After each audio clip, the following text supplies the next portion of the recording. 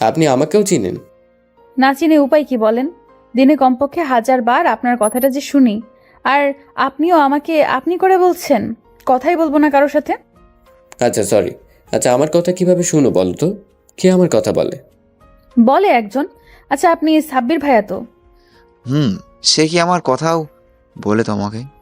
হুম, বলে তো। সেই মানুষটাকে? সময় হলে বুঝতে পারবেন। আর মা, আমি কাল কিন্তু আপনাদের বাসায় যাব। মনে কিছু করবেন না তো? মনে কিছু কেন করব? দেখো দেখি মেয়ে কি বলে। এটা তো আমার সৌভাগ্য যে লন্ডনের সেরা ডাক্তার আমার বাসায় আসবে। আপনাদের বাসার ঠিকানাটা দেন তো মা। সাকিব তার বাড়ির ঠিকানা দিয়ে দিল। সিমি আপু মাকে বলল, মেয়েটা খুব মিষ্টি, তাই না মা?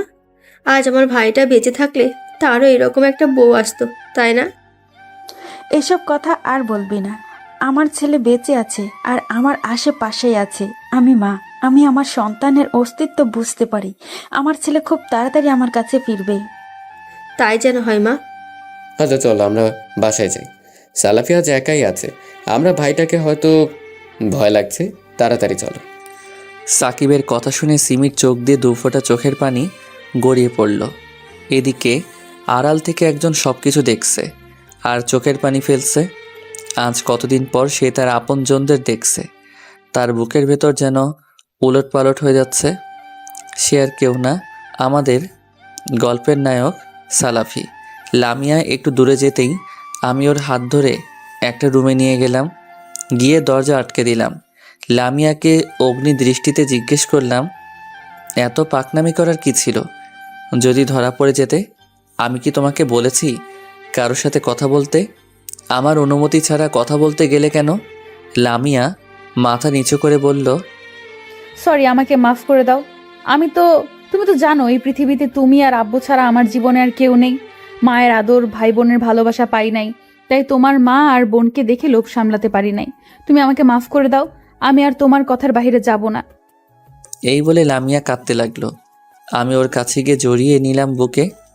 আমাকে মাফ করে দাও পাগলি। আমি বুঝতে পারি নাই, তুমি আমাকে বকা দাও, তবুও কেঁদো না। লামিয়া কেঁদেই চলেছে। আর কোনো উপায় না পেয়ে ওর থুতনিতে হাত দিয়ে ওর মুখটা একটু উপরে তুলে বললাম, আমার রাজকন্যার আম্মুটা কি খুব রাগ করেছে? রাজকন্যার আব্বু তো সরি বলছে, তাকে কি ক্ষমা করা যায় না? এই দেখেন সে কান ধরেছে। এই কথা শুনে লামিয়া ফিক করে হেসে আমার বুকে মুখ লুকালো। এরপর বলল, আমি কালকে মায়ের কাছে যেতে চাইছি। রাজকুমারের বাবা কি অনুমতি দিবে? যথা আজ্ঞা মহারানী। দুজনেই হেসে উঠলাম। পরের দিন সিমি আপু আর মা লামিয়াকে নিয়ে কথা বলছে। সেই সময় লামিয়া হাজির। বাসায় কেউ নেই, তাই হিজাব খুলল। লামিয়াকে দেখে সিমি আপু আর মা তো অবাক। এত সুন্দর কেউ হয়? মা আর সিমি আপু অপলক দৃষ্টিতে তাকিয়ে আছে। তাদের নীরবতা ভেঙে লামিয়া বলে, মা, আমি আজকে গাজরের হালুয়া আর পায়েস খাবো। খাওয়াবেন তো? লামিয়ার কথা শুনে মা চমকে উঠল, কারণ এগুলো আমার প্রিয় খাবার। মা পায়েস আর গাজরের হালুয়া রাঁধল। লামিয়া খেয়ে আমার জন্য কিছু প্যাক করে নিল আমার জন্য। বাসা থেকে বাহির হওয়ার সময় দেখলো একটা কবর। এটা কার কবর? আমার ভাইয়ের। আমার স্বামী প্রতিদিন এই কবরের পাশে থাকে তো, তাই এত পরিষ্কার। জিন্দা মানুষেরও কবর হয়? কি বললে? কিছু না। আচ্ছা আপু, থাকেন, আসি আজকে। অন্যদিকে সাকিব আজ লিমাকে দেখতে গেছে। আমি লিমাকে চেক করে কেবিন থেকে তাড়াহুড়ো করে বের হচ্ছিলাম। সাকিবও ঢুকছিল। দুজনে ধাক্কা খেলাম। ধাক্কা খেয়ে আমার মুখ থেকে মাস্ক খুলে পড়ে গেল। সরি সরি, একদম দেখতে পাইনি। আপনার কোথাও লাগেনি তো? It's okay, I am fine, don't be tense. ঠিক আছে, আমি ভালো আছি, টেনশন করবেন না। সাকিব আরও কিছু বলতে চাইলো, কিন্তু আমি কিছু বলার সুযোগ না দিয়ে হনহন করে রুমে চলে আসলাম। রুমটা হসপিটালের আবাসিকের এক কর্নারে। বুঝতেই পারছেন, ভিআইপি রুম। আমি রুমে এসে আয়নার সামনে দাঁড়িয়ে কাঁদতে লাগলাম। আমাকে মাফ করে দিস দোস্ত। তুই এত কাছে, তবু তোকে আমার পরিচয় দিতে পারছি না। তোকে একবার বুকে জড়িয়ে নিতে পারছি না। কিভাবে বুকে জড়িয়ে নিব বল? আজ বেঁচে থেকেও আমি সবার কাছে মৃত। কিভাবে তোদের কাছে গিয়ে নিজের পরিচয় দিব বল? আমাকে মাফ করে দিস। এইসব বলে কাঁদতে লাগলাম। কোনোদিন তোকে মাফ করব না। পিছন থেকে এই কথা শুনে পিছন ঘুরে তাকালাম। হ্যাঁ, যা ভাবছি তাই। সাকিব দাঁড়িয়ে আছে। আমি মাথা নিচু করে নিলাম। তোকে কোনোদিন মাফ করবো না। এতগুলো দিন আমাদের সাথে যোগাযোগ রাখিসনি। তোর আইডিয়া আছে কতটা কষ্টে আমরা ছিলাম? আমরা তো তোকে কষ্ট দেই নাই, তাহলে আমাদেরকে কেন কষ্ট দিলি বল? তোর আইডিয়া আছে সিমি কতটা কষ্ট পেয়েছে, মা কতটা কষ্ট পেয়েছে? এমন কোনো দিন নাই যে তোর জন্য চোখের পানি ফেলে নাই। তাদের চোখের পানির কোনো দাম নেই তোর কাছে, তাই না? এতটা স্বার্থপর কিভাবে হতে পারলি? আমি কোনো কথা বলছি না, মাথা নিচু করে শুধু চোখের পানি ফেলছি। নিজেকে খুব চালাক ভাবিস, তাই না? ভাবছিস তোর মতো চালাক এই পৃথিবীতে নাই। আর তোর নিঃশ্বাসের শব্দটাও আমার চেনা। আমি কোনো কথাই বলছি না। কালকে তুই যখন বেরিয়ে যাচ্ছিলি তোর হাঁটার স্টাইল দেখে আর লামের কথা শুনে আমার সন্দেহ হয়, আর আজ তোর ভয়ের শুনে কনফার্ম হলাম। আমি কোনো কথাই বলছি না, শুধু মাথা নিচু করে কাঁদছি। আমি আর নিজেকে আটকে রাখতে পারলাম না, দৌড়ে গিয়ে ওকে জড়িয়ে ধরলাম। আমাকে মাফ করে দে দোস্ত, বুঝতে পারি নাই তোদের এতটা কষ্ট দিয়ে ফেলেছি। মাফ করে দে দোস্ত। শালা, তোর মাফ নাই। আমাকে না জানি বিয়ে করেছিস। না ভাইয়া, আপনি ভুল ভাবছেন। আমাদের বিয়ে হয়নি, অনেকবার জোর করেছি, কিন্তু ওই যে একটা কথা, মা বোন আর কলিজার বন্ধু ছাড়া নাকি বিয়ে করবে না, তাই শুধু আংটি পরায় রাখছে। তুমি কখন আসলে? অনেকক্ষণ হলো, তোমাদের বন্ধুত্বের গভীরতা দেখলাম। সত্যি এভাবে সারা জীবন থেকো। ইনশাল্লাহ। অত কথা বাদ দিয়ে নাস্তা করে নিয়ে আসো। নিয়েই এসেছি, এই দেখো তোমার প্রিয় গাজরের হালুয়া আর পায়েস। এসব কোথায় পেলে? স্বয়ং মায়ের হাতের রান্না। লামিয়া আমাকে আর সাকিবকে নাস্তা দিল। নাস্তা খাচ্ছি আর চোখের পানি ফেলছি। অনেকদিন পর আজ মায়ের হাতে রান্না খেলাম। আমার কান্না দেখে লামিয়া আমার চোখের পানি মুছে দিয়ে কপালে একটা ভালোবাসার পরশ এঁকে দিয়ে দৌড়ে পালালো অন্য রুমে। আমি হাসবো নাকি কাঁদবো কিছুই বুঝছি না। বাবা, এইটা কি হলো দোস্ত? আমি লজ্জায় মাথা নিচু করে নিলাম। বলে বাবালে, লজ্জাবতী ডালে। আচ্ছা, আমি একাই জিনিস ভেবে পাচ্ছি না, তোর মতো হাবাগোবার কপালে এরকম মাশাল্লাহ ভাবি জুটলো কিভাবে? ওই শালা, আমি কি কোনোদিন বলছি তোকে বাদরের গলায় মুক্তার মালা?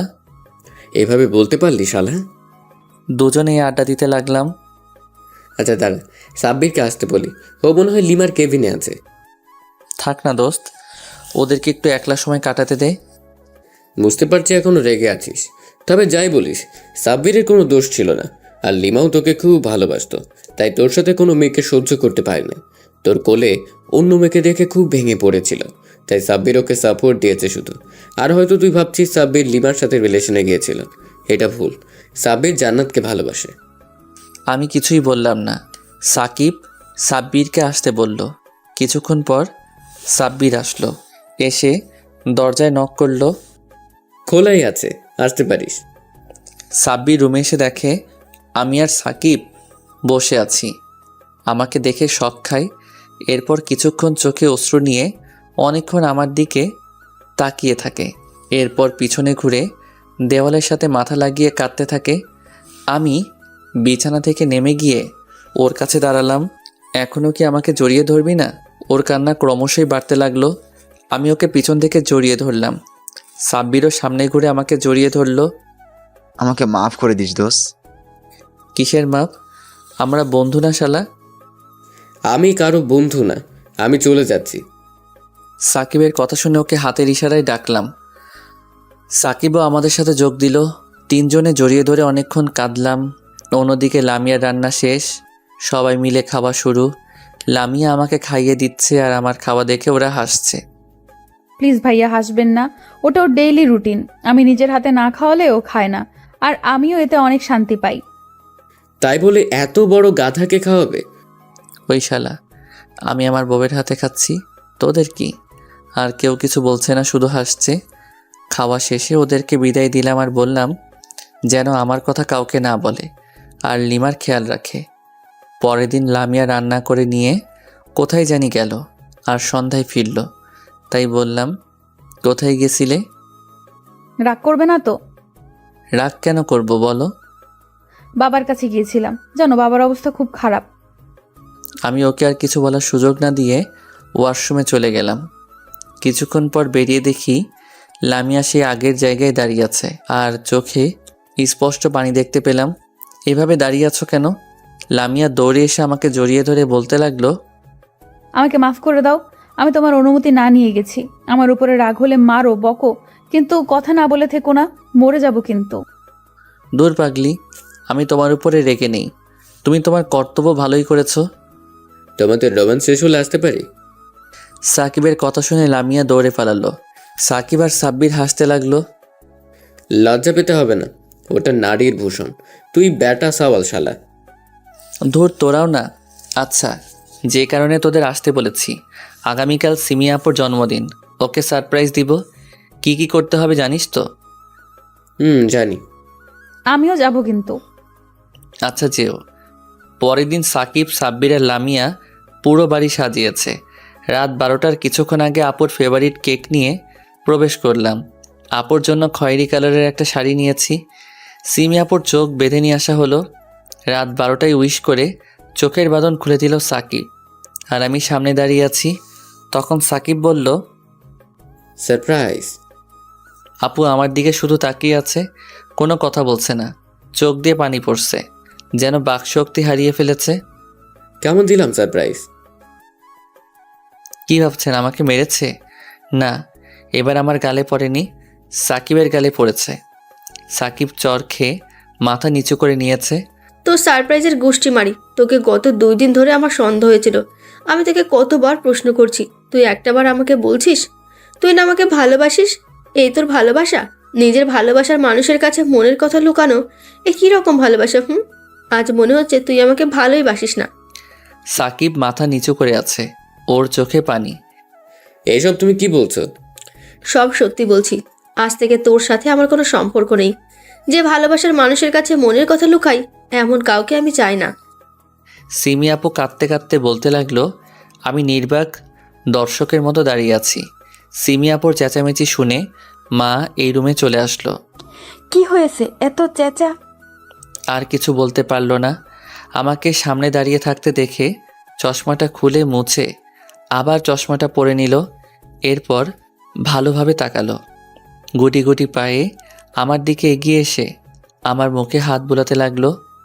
আমি হাতটা ধরে মুখের কাছে নিয়ে চুম্বন করতে লাগলাম। বাবু, তুই ফিরে এসেছিস। তুই মায়ের কাছে ফিরে এসেছিস বাবা। আমি জানতাম আমার বাবু আমার কাছে ফিরে আসবে। সিমি দেখ, তোকে বলেছিলাম না আমার বাবুর কিচ্ছু হয়নি। আমার বাবু কিচ্ছু হতে পারে না। আমি মাকে জড়িয়ে ধরলাম। হ্যাঁ মা, আমি ফিরে এসেছি। তোমার বাবু ফিরে এসেছে আল্লাহ তাআলার রহমতে, আর তোমাদের দোয়ায় আমার কিছু হয়নি মা। মা আমাকে জড়িয়ে ধরে কাঁদতে লাগলো। আজ কতদিন পর মাকে জড়িয়ে ধরলাম। এতদিন কোথায় ছিলিস বাবা? মায়ের কথা একটা বারও মনে পড়েনি? একটা বারও খবর নিতে মন চায়নি? জানিস না তোর মাটা তোকে ছাড়া একদম থাকতে পারে না। এত অভিমান তোর আমাদের উপর। আমাকে মাফ করে দাও মা, কিন্তু বিশ্বাস করো তোমাদের ছাড়া একদম ভালো ছিলাম না। এরপর মাকে কিছুক্ষণ জড়িয়ে ধরে কাঁদলাম। এরপর মাকে ছেড়ে দিয়ে লামিয়াকে সামনে এনে বললাম, মা, এই হচ্ছে লামিয়া, তোমার ছেলের হবু বউ। তোমাকে না জানিয়ে পছন্দ করেছি, আমাকে ক্ষমা করে দিও। ধুর পাগল, বৌমা হিসেবে নয়, মেয়ে হিসেবে লামিয়াকে অনেক পছন্দ হয়েছে। আমি আর লামিয়া মাকে জড়িয়ে ধরলাম। পাগলি মেয়ে, আগে বলবি না তুই আমার বাবুর বউ? সরি মা। দূরে সিমি আপু দাঁড়িয়ে আছে। সাকিব হঠাৎ করে রুম থেকে বাহির হয়ে গেল। আচ্ছা মা, আমি যাই। আমি ভাবতে পারি নাই এত বছর পর ফিরে এসে আবার তোমাদের জীবনে সমস্যা সৃষ্টি করব। আমাকে সবাই মাফ করে দিও। লামিয়া চলো। আমি লামিয়ার হাত ধরে চলে যেতে লাগলাম। সিমি আপু বলে উঠল, আর এক পা ফেলে দেখ, খুন করে ফেলবো। যেখানে আমার বন্ধুকে অপমান করা হয় সেখানে আমি থাকবো না। আমি এখানে আর এক মুহূর্তও থাকবো না। সিমি আপু আমাকে জড়িয়ে ধরে গোটা মুখে চুমু দিতে লাগলো। আর ছেড়ে যাস না ভাই, অনেক কষ্ট পেয়েছি। এবার চলে গেলে আর বাঁচবো না রে, মরে যাব। প্লিজ আর ছেড়ে যাস না। আমি সিমি আপুকে ছাড়ানোর চেষ্টা করতেছি। লামিয়া আমার হাত চেপে ধরল। আমি চুপ হয়ে গেলাম। সিমি আপু অনেকক্ষণ আমাকে জড়িয়ে ধরে কাঁদল। সাকিবের এখানে কোনো দোষ নাই আপু, আমি ওকে কাউকে বলতে মানা করেছিলাম, আর তুই ওকে ভুল বুঝলি। সরি, আমার ভুল হয়েছে। আমি নিজের রাগকে কন্ট্রোল করতে পারিনি। সরি, আমাকে না বলে সাকিবকে বল, যা ওকে মানিয়ে নিয়ে আয়। আচ্ছা, যাচ্ছি। আপু চলে গেল। আমরা ওদের জন্য অপেক্ষা করতে লাগলাম। ওইদিকে সাকিব বাবা মায়ের কবরের পাশে গিয়ে দাঁড়িয়ে আছে আর চোখের পানি বিসর্জন দিচ্ছে। তখনই সিমি আপু পিছন থেকে বলে উঠল, কি ব্যাপার মা, বাবার কাছে আমার নামে নালিশ দেওয়া হচ্ছে? আমিও কিন্তু নালিশ দিব। সাকিব কোনো কথা বলছে না। কি হলো, কথা বলছে না কেন? আপনি এখানে কেন? বাইরে। তুমি থেকে আপনি? হ্যাঁ, আপনার ভাই এখন ফিরে এসেছে, আপনাদের পরিবার এখন পূর্ণ, তাই আপনারা আনন্দ করেন। আমাকে খুঁজতে এসেছেন কেন? সরি, আমার ভুল হয়ে গেছে। আমাকে মাফ করে দাও প্লিজ। আমার তখন মাথা ঠিক ছিল না, কি বলতে কি বলে ফেলেছি। সিমি আপু সাকিবকে জড়িয়ে ধরে বলতে লাগলো। সাকিব সিমি আপুকে ছাড়িয়ে বলল, আরে কি বলছেন এসব? ভুল তো আমার, আপনি ঠিক বলেছেন, আমি সরি। এই বলে সাকিব চলে যেতে লাগলো আর সিমি আপু মাটিতে বসে কাঁদতে লাগলো। আমি একটু দূরেই দাঁড়িয়েছিলাম। সাকিবের সামনে গিয়ে দাঁড়ালাম। শালা, আমার বোনকে কষ্ট দিস, ও না হয় একটা ভুল করে ফেলেছে, মাফ করে দে আর বুকে টেনে নে যা। সাকিব কিছু বলছে না, মাথা নিচু করে শুধু দাঁড়িয়ে আছে। কি এখন যাবি নাকি কেলানি খাবি? সাকিব গিয়ে আপুকে ওঠালো। আপু সাকিবকে জড়িয়ে ধরে বলল, আমাকে মাফ করে দাও প্লিজ, আর কখনো এরকম করব না। আরে ঠিক আছে পাগলি, আর ক্ষমা চাইতে হবে না। হইছে, আর পিরিত করতে হবে না, এখন চলো কেক কাটবো। আপু লজ্জায় মুখ লুকালো। তুই যখন করিস আমাদের দেখে চলছে। তিনজনে হেসে দিলাম। তারপর রুমে এসে দেখি সাব্বির জানাতের সাথে কথা বলছে। এগিয়ে যাও বৎস, জাতি আপনাদের পক্ষে আছে। ধুর শালা, কি যে বলিস না। আজ বোনদের জন্য সবার মুখে শালা ডাক শুনতে হচ্ছে। সবই কপাল, আমি শুধু কাউকে শালা ডাকতে পারছি না। ফাজিল কোথাকার। সবাই হেসে দিলাম। এরপর কেক কাটলাম, সবাই অনেক মজা করলাম। এরপর সবাই আড্ডা দিতে লাগলাম। ভাই, তুই এতদিন কোথায় ছিলিস, আর আজকে এই পজিশনে কেমনে আসলি? সব বলতে হবে আজকে। না, অন্য কোনো একদিন বলবো। না, আজকে। আচ্ছা তাহলে শোনো, এই সব কিছু আজ ওর জন্য।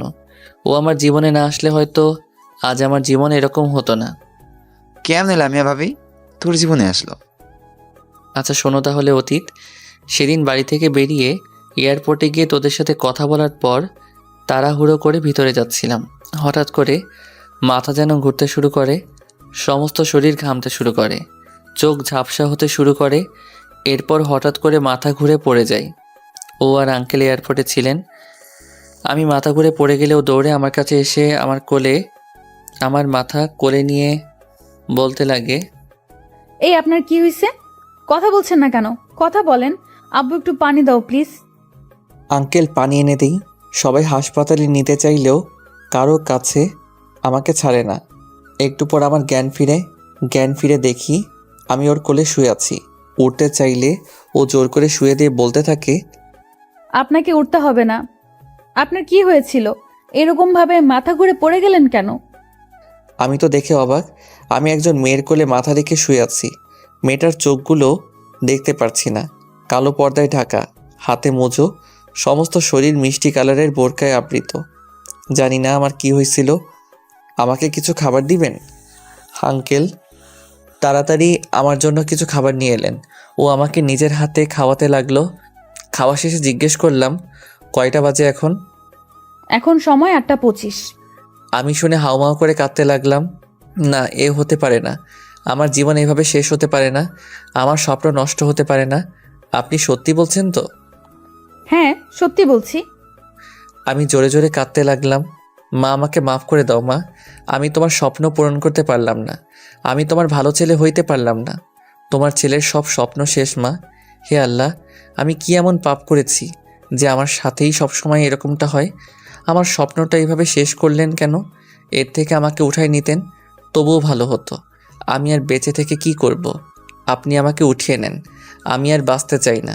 এই বলে কাঁদতে লাগলাম। সবাই আমার দিকে তাকিয়ে আছে, আমার কান্না দেখেও কাঁদতেছে। এরকমভাবে বলতে নেই, আল্লাহ যা করেন ভালোর জন্যই করেন। কাঁদবেন না প্লিজ। তুমি কোথায় যাবে বাবা? আর কি জন্য যাবে? আমি লন্ডনে যাব, স্কলারশিপ নিয়ে সেখানে ডাক্তারি পড়ার জন্য যাচ্ছিলাম। এখন তো আমার সব স্বপ্ন শেষ হয়ে গেল। আমরাও তো সেখানে যাচ্ছি। আচ্ছা কান্না করিও না বাবা, দাঁড়াও আমি চেষ্টা করে দেখছি কি করা যায়। আব্বু চেষ্টা না করতেই হবে, না হলে আমিও যাব না। আঙ্কেল একটু মুচকি এসে বললেন। তোমার পাসপোর্টের কার্ডটা দাও তো। আমি আঙ্কেলকে দিলাম। আঙ্কেল চলে গেল। লামিয়া আমাকে ধরে একটা সিটে বসিয়ে আমাকে ধরে বসে আছে। আমার কেমন জানি লাগছে।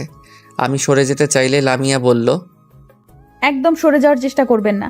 আমি কি বাঘ নাকি ভাল্লুক যে আপনাকে খেয়ে ফেলছি? আপনার শরীর অনেক খারাপ, তাই সরে যেতে হবে না। আমি কিছু বললাম না, মাথা নিচু করে নিলাম। কিছুক্ষণ পর আঙ্কেল ফিরে আসলো। কি হলো আঙ্কেল?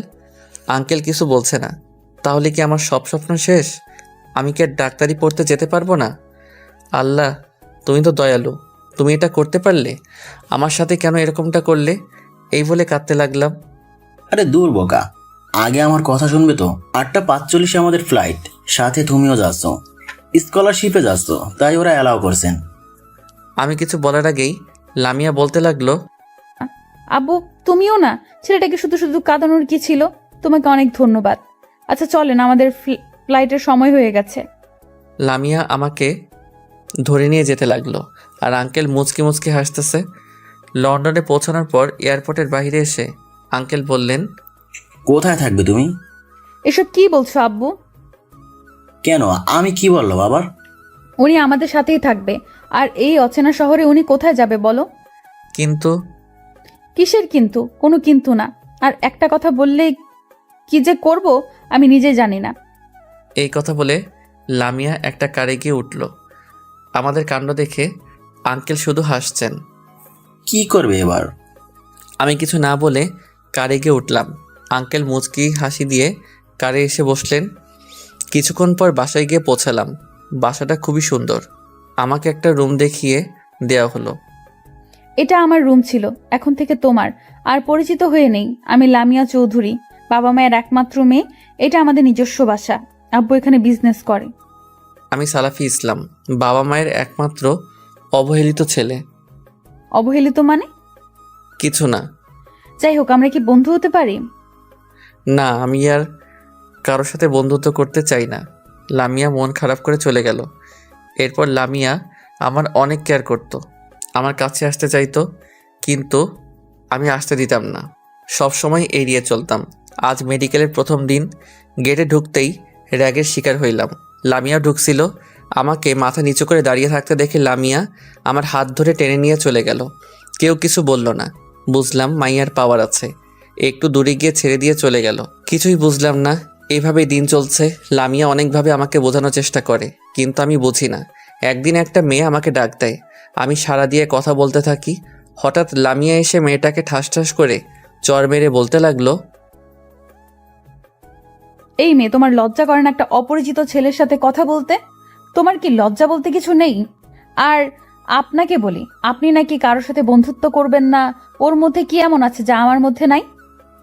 আর রাগটাকে কন্ট্রোল করতে পারলাম না। দিলাম দুইটা বসিয়ে।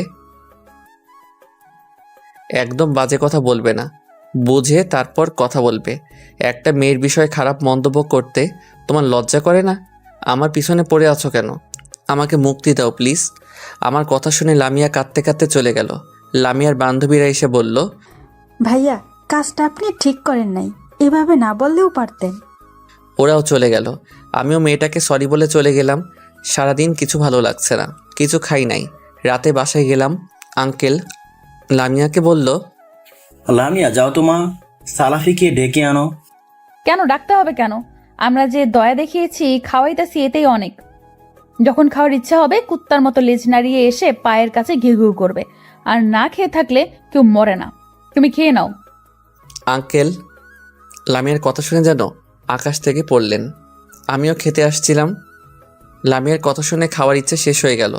রুমে গিয়ে কাঁদতে লাগলাম। কিছুক্ষণ পর আঙ্কেল প্লেটে করে খাবার নিয়ে আমার রুমে আসলেন। আমার বাবাটা কি রাগ করছে? না আঙ্কেল। তাহলে বাবাটা আজ খেতে যায়নি কেন? আমার ক্ষুধা নাই। রাস্তার কুকুরের ক্ষুধা লাগলে নিজে থেকে খেয়ে নিবে। সত্যি কি? আমি খাইয়ে দিলে কি বাবাটা কি খাবে না? আঙ্কেল আমার মুখের সামনে খাবার ধরলেন। কিভাবে আর না করি। খাওয়ার পর আঙ্কেলকে একটা পার্ট টাইম জবের কথা বললাম। আঙ্কেল নিজের কোম্পানিতে একটা চাকরির ব্যবস্থা করে দিলেন। এরপর এভাবে দিন চলতে লাগলো। লিমা অনেকভাবে আমাকে অপমান করে, আর আগের মতো কেয়ার করে না, খবর নেয় না, এমনকি কথাও বলতে চায় না। আর ওই মেয়েটা প্রতিদিন আমাকে ডেকে কথা বলে। আর লামিয়া এইসব সহ্য করতে পারে না। আমাদের কথা বলা দেখে পর্দার নিচে চোখের পানি ফেলে। ওর এই ইগনোরটা কেন জানি মেনে নিতে পারছি না। পরের দিন একটু আগে এসে মাঠে বসে আছি আর লামিয়ার কথা ভাবছি, ওর কেয়ারগুলোর কথা ভাবছি। কতই না কেয়ার করতো। আবার ওর বলা কথাগুলো মনে পড়তেই মনটা খারাপ হয়ে গেল। ওর ইগনোরের কথা ভেবে চোখে পানি চলে আসলো। আচ্ছা, ও কথা না বলাতে আমি কষ্ট পাচ্ছি কেন? এর থেকেও তো বেশি কষ্ট আমাকে লিমা দিয়েছে।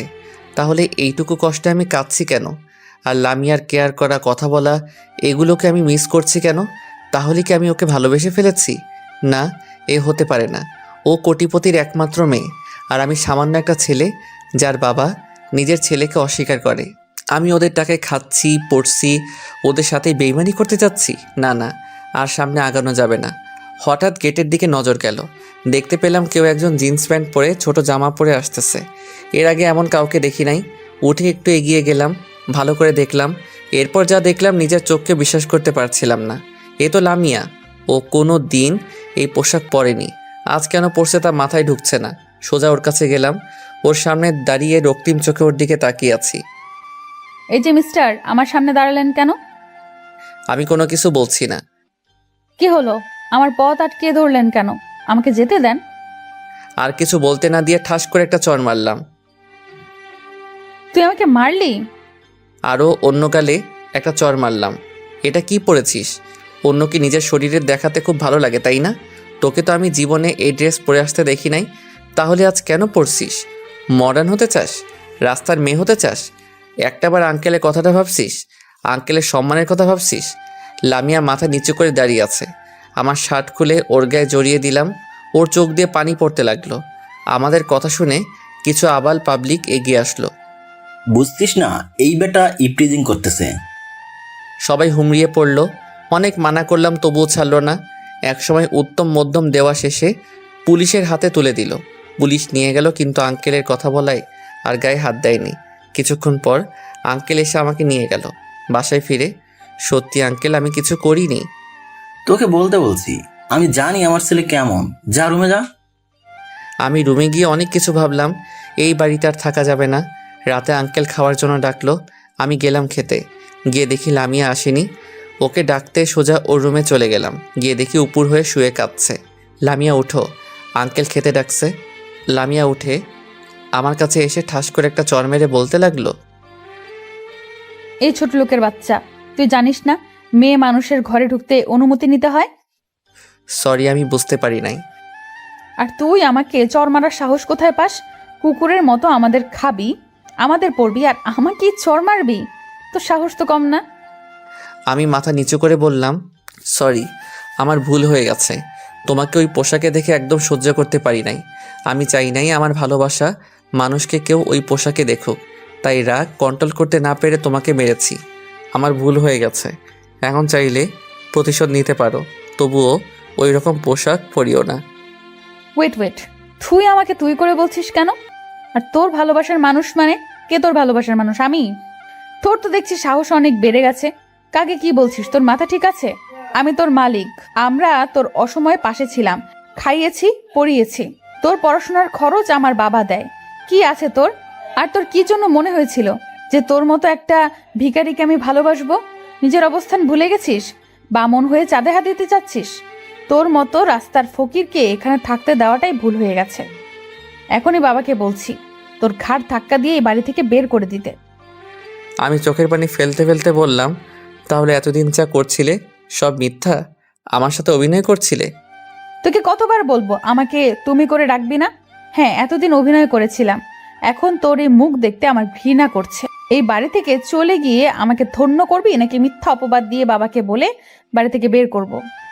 থাক, আর এই উপকারটা আর করতে হবে না। আমি চলে যাব আজকেই। ভালো থাকবেন। আর আঙ্কেলকে দেখে রাখবেন।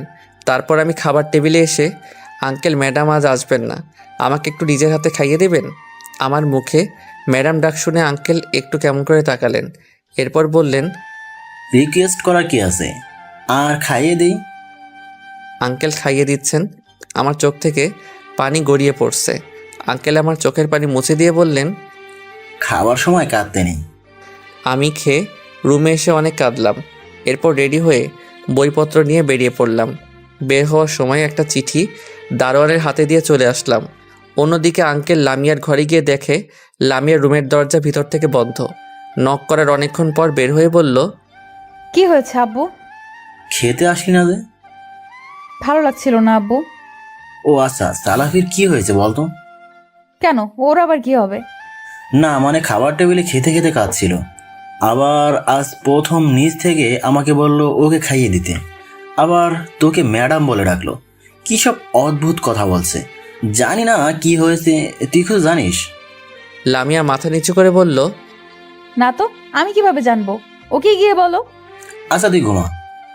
এই বলে আঙ্কেল চলে গেল আর লামিয়া ঘরে ঢুকে কাঁদতে লাগলো আর চিন্তা করতে লাগলো। ও যা করেছে সব ঠিকই তো করেছে। কোনো ভালোবাসার মানুষ তো খারাপ পোশাকে দেখতে পারবে না। আর আমি কেন বোকামি করে ওইসব পোশাক পরতে গেলাম? ছি, আমি তো কোনো দিন ওইসব পরি নাই। শুধু শুধু অতগুলো মানুষের মার খেলো, আর আমি কেন ওর সাথে এরকম ব্যবহার করতে গেলাম? থাপ্পড় মারতেই বা কেন গেলাম? না, আজ একটু বেশি করে ফেলেছি। আমার কি দোষ? আগে যদি বলতো ভালোবাসে তাহলে কি এসব বলতাম? পাগলটা মনে হয় খুব কষ্ট পেয়েছে। যাই দেখে আসি। এই বলে লামিয়া চোখ মুছে আমার থাকার রুমে গিয়ে দেখলো আমার রুমের দরজা খোলা। তাই ঢুকে পড়ল। ঢুকে দেখে আমি নাই। গোটা বাড়ি ছাদে খুঁজলো, আমাকে পেল না। এরপর দারোয়ানের কাছে গিয়ে বলল, চাচা, আপনি কি জানেন সালাফি কোথায়? সালাফি কিছুক্ষণ আগে তার প্রয়োজনীয় জিনিসপত্র নিয়ে চলে গেছে। কোথায় চলে গেছে? আপনি ওকে যাওয়ার অনুমতি দিলেন কেন?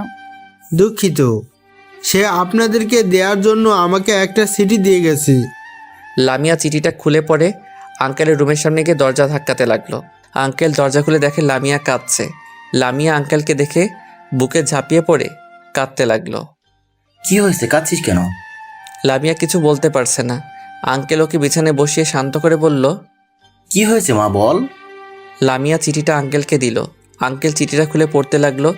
চিঠিতে লেখা ছিল, প্রথমে আমার সালাম নেবেন। আপনাদের জন্য আজ আমি এই স্থান পর্যন্ত আসতে পেরেছি। আপনারা না হলে হয়তো আজ আমি এই পর্যন্ত আসতে পারতাম না। আপনাদের জন্যই আজ আমি জীবনযুদ্ধে লড়াই করতে পারছি। আপনাদের টাকায় খাচ্ছি, পড়ছি। এর জন্য আপনাদেরকে অনেক ধন্যবাদ। হয়তো আপনাদের এই ঋণ কখনোই শোধ করতে পারবো না। জানেন আঙ্কেল, আপনাকে পেয়ে আমার বাবার অভাবটা কখনোই বুঝতে পারি নাই। আমার বাবার আসনে আপনাকে বসিয়েছিলাম, আর সারা জীবন সেই স্থানে থাকবেন ইনশাল্লাহ। সেই বাবাকে আজ না বলে চলে আসছি। আমাকে মাফ করে দিবেন। আর ম্যাডাম, আপনাকে চর মারার জন্য আমি সত্যি দুঃখিত। পারলে মাফ করে দিবেন। আর চরটা মেরে একদম সঠিক কাজ করেছেন। এই চরটা আরও আগে মারা উচিত ছিল। আমার এই মুখ দেখিয়ে আপনাকে আর খারাপ লাগাতে চাই না, তাই চলে গেলাম আপনার থেকে অনেক দূর। ভালো থাকবেন আর আঙ্কেলের খেয়াল রাখবেন। আল্লাহ হাফেজ। ইতি, রাস্তার কুকুর। চিঠি পড়ে আঙ্কেল ধপ করে বসে পড়লেন। কি হয়েছে, সব সত্যি কথা বলবি। লামিয়া ক্যাম্পাসের সব ঘটনা বলতে লাগলো। এরপর বাসার ঘটনা বলতে লাগলো। সব শুনে আঙ্কেল বললেন, ও যা করেছে সব তো ঠিক করেছে, আর তুমি না ওকে ভালোবাসিস, তাহলে এইভাবে ওকে অপমান করতে পারলে? ওকে তুমি চর মারতে পারলে? আজ তোমার মতো মেয়ের বাবা বলে আজ আমার লজ্জা করছে। এই বলে আমাকে খুঁজতে আঙ্কেল বেরিয়ে পড়ল, কিন্তু কোথাও পেল না। আমি আঙ্কেলের অফিসের কাজটাও ছেড়ে দিছি। অনেক খোঁজার পর একটা রেস্টুরেন্টে কাজ পাইছি। আজ 4 দিন হলো বাসা ছেড়ে চলে আসার পর সব সময় আঙ্কেল আর লামিয়ার কথা মনে পড়ছিল। সত্যি বলতে, লিমাকে হারিয়ে যতটা না কষ্ট পেয়েছি, তার চেয়ে লামিয়াকে হারিয়ে কষ্ট পাচ্ছি। প্রতি রাতে কেঁদেছি। অন্যদিকে আঙ্কেল আমাকে খোঁজার জন্য সব চেষ্টা করে যাচ্ছেন। আমাকে খোঁজার জন্য পুলিশ স্টেশনে জিডি করা হয়েছে। প্রতিদিনের মতো আজকেও আনমনে কাজ করছিলাম। হঠাৎ একটা গ্লাস আমার হাত থেকে পড়ে যায়।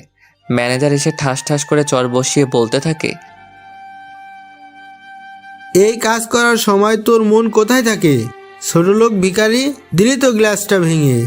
এখন এই গ্লাসের টাকা তোর বাপ দিবে? আজ তোর বেতন থেকে কাটবো।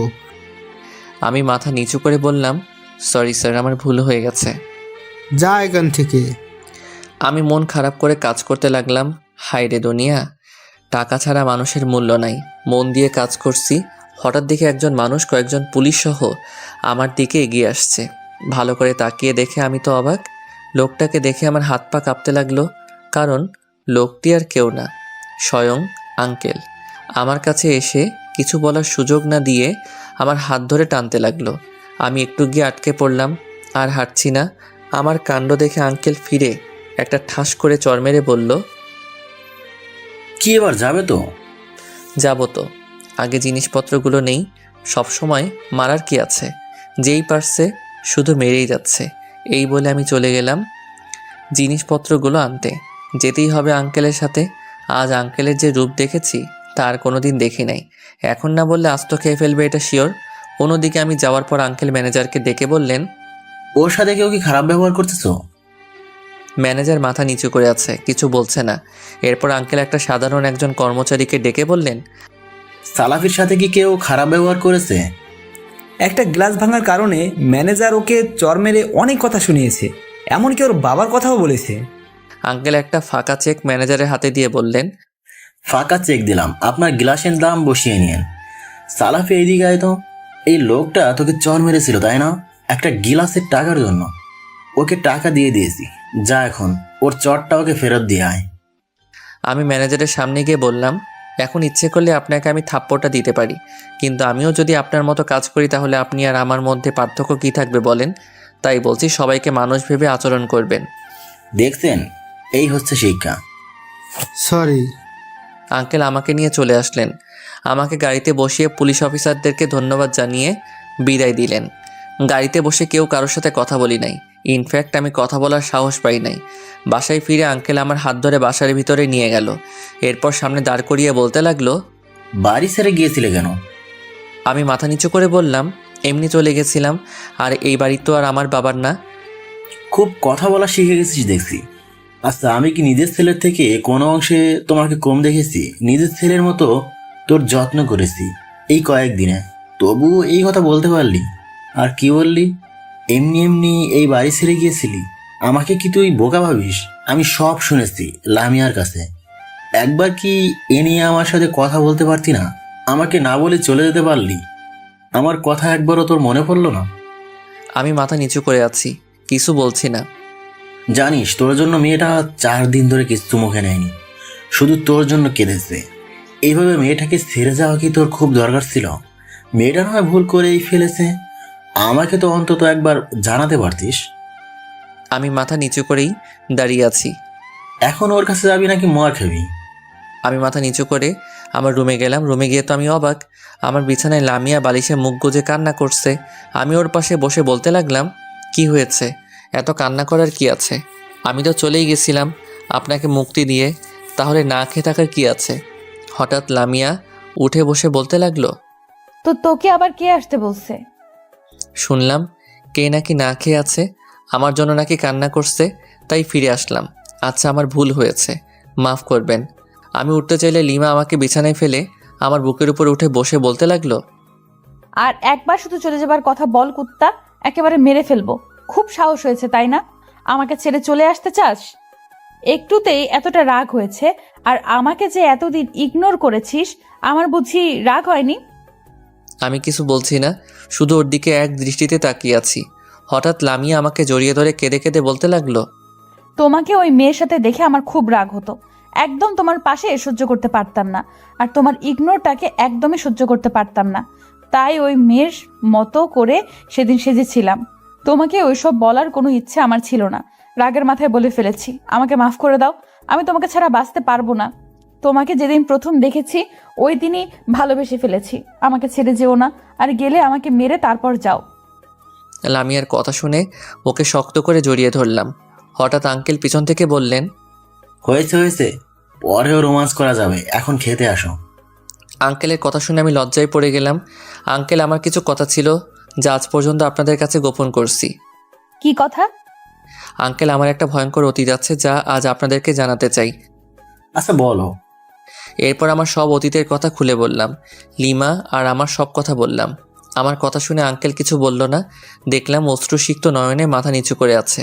তারা কেউ কিছু বলছে না। তাদের নীরবতা দেখে লামিয়াকে উদ্দেশ্য করে বললাম, এই জন্য আমি তোমার সাথে বন্ধুত্ব করতে চাই নাই। আমার কথা শেষ করে আমি মাথা নিচু করে আছি। এতদিন এইসব বলো নাই কেন? লজ্জা আর ভয়ে। আপনারাও যদি খারাপ ভেবে তাড়িয়ে দেন। তাহলে আজ বললে কেন? আমি মাথা নিচু করেই আছি, কিছু বলছি না। আমি কিছু বলছি না বলে লামিয়া যে কথা বলল তা শোনার জন্য আমি মোটেই প্রস্তুত ছিলাম না। আব্বু, আমি এখনই বিয়ে করব। তুমি কি রাজি আছো? আর তুমি রাজি না থাকলেও আমার কিছু করার নেই, আমি আজকেই ওকে আমার করে নিব। আঙ্কেল যেন কথা বলার ভাষা হারিয়ে ফেলেছেন। কি বলছিস এসব? তুই পাগল হয়ে গেছিস নাকি? আমি মাথা নিচু করেই রইলাম। যা ভেবেছিলাম তাই। আঙ্কেল হয়তো ভুল বুঝলো। কি বলছো আব্বু? তুমিও ওদের মতো ভুল বুঝতেছো? তুমি জানো না ও কেমন? যাই হোক, ও যেরকমই হোক না কেন, ও শুধু আমার আর কারো না। আর এখন তুমিও যদি ওকে মেনে না নাও, তাতে আমার কিচ্ছু করার নেই। ওর হাত ধরে আমি গাছতলাতে থাকতেও রাজি আছি। ওকে ছাড়া আমি একেবারে শূন্য। আপনি চুপ করেন। এসব কথা একদম বলবেন না। উনি আপনার জন্মদাতা, পিতা। উনি আপনার ভালো মন্দ খুব ভালো করে জানেন। কোথায় গেলে আপনার উপকার হবে আর কোথায় গেলে আপনার ক্ষতি হবে তা ওনার চেয়ে ভালো কেউ জানেন না। আর মাতা পিতা কখনো সন্তানের খারাপ চায় না। এই সব কিছু আমার জন্য হচ্ছে। আমার ফিরে আসা ঠিক হয়নি। আমি আবার চলে যাচ্ছি। আমাকে মাফ করবেন। আর কাউকে ছাড়া কারো জীবন কখনো থেমে থাকে না। আর একবার শুধু যাওয়ার কথা বলো, মেরে পা ভেঙে দিব। কি বললে? কারো অনুপস্থিতিতে কারো জীবন থেমে থাকে না? হ্যাঁ, আমারও থাকবে না হয়তো, কিন্তু জিন্দা লাশ হয়ে বেঁচে থাকবো। তুমি কি তাই চাও? নিশ্চয়ই চাও না। তুমি যেখানে থাকবে আমিও সেখানেই থাকবো। পৃথিবীর সব মানুষ খারাপ বললেও তুমি আমার কাছে সবার চেয়ে শ্রেয়। যে তোমাকে ভুল বোঝে তার কাছে থাকার কোনো প্রশ্নই ওঠে না। তোমার জন্য আমি 1000 জনকে ত্যাগ করতে পারি, এমনকি নিজের আর একটাও বাজে কথা না। তোমাদের কথা শেষ হয়ে থাকলে আমি কিছু বলতে পারি? আমরা কিছু বলছি না। মাথা নিচু করে আছি। লামিয়া আমার চর খেয়ে মাথা নিচু করে চোখের পানি ফেলছে। আঙ্কেল কোমল কণ্ঠে বলতে লাগলেন, না, তোমরা কি আমাকে এতটাই খারাপ মনে করো? আমি কি খুব খারাপ? আমার মধ্যে কি মায়া, মমতা, ভালোবাসা বলতে কিছু নেই? আমি কি একবারও বলেছি যে তোমাদের মেনে নেব না কিংবা সালাভিকে ভুল বুঝছি? আচ্ছা, নিজের সন্তানকে কি আমি ভুল বুঝবো? আমি কি এতটাই খারাপ? আজ আমার নিজের মেয়ের কথা শুনে মনে হচ্ছে আমি পিতা হিসেবে ব্যর্থ। এতদিন ধরে তোকে মানুষ করেছি, তোর মুখের দিকে তাকিয়ে আজ অব্দি দ্বিতীয় বিয়ে করিনি। কোনো জিনিস আছে কি যেটা তুই চেয়েছিস আর আমি দেইনি? তবুও আজ ছেড়ে যাওয়ার কথা বললি। একবারও তোর এই বুড়ো বাপটার কথা ভাবলি না? সত্যি বলছি, আজ আমার মরে যাওয়ার ইচ্ছা করছে, জানিস? লামিয়া দৌড়ে গিয়ে ওর আঙ্কেলের পা জড়িয়ে ধরে বলতে লাগলো, আমাকে মাফ করে দাও আব্বু। আমি অনেক বড় ভুল করে ফেলেছি।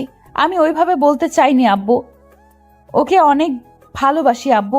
ভেবেছিলাম তুমিও হয়তো ওকে ভুল বুঝে আমার জীবন থেকে তাড়িয়ে দিবে, তাই ভয়ে আর রাগে বলে ফেলেছি আব্বু। তুমি আমাকে মাফ করে দাও। আমি কথা দিচ্ছি আর জীবনেও ওইসব কথা বলবো না। এই বলে লামিয়া কাঁদতে লাগলো। আমিও আঙ্কেলের কাছে গিয়ে বললাম, আঙ্কেল, ও না বুঝে ভুল করে বলে ফেলেছে। প্লিজ দয়া করে ওকে মাফ করে দিন। আপনি তো জানেন ও আপনাকে কতটা ভালোবাসে। প্লিজ আঙ্কেল, রাগ করে থাকবেন না প্লিজ। আঙ্কেল আমার কথা শুনে লামিয়াকে পা থেকে উঠিয়ে আমাদের দুইজনকে জড়িয়ে ধরে বলতে লাগলেন, মাফ করতে পারি, তবে একটা শর্তে। কি সেটা শর্ত আমরা কি জানতে পারি? আজকেই তো দেব বিয়ে। না, এটা তো বড় শাস্তি হয়ে যাচ্ছে জাহাপনা। আমরা তো এতটা ভুল করিনি। শাস্তিটা কি একটু কমানো যায় না? না, যায় না।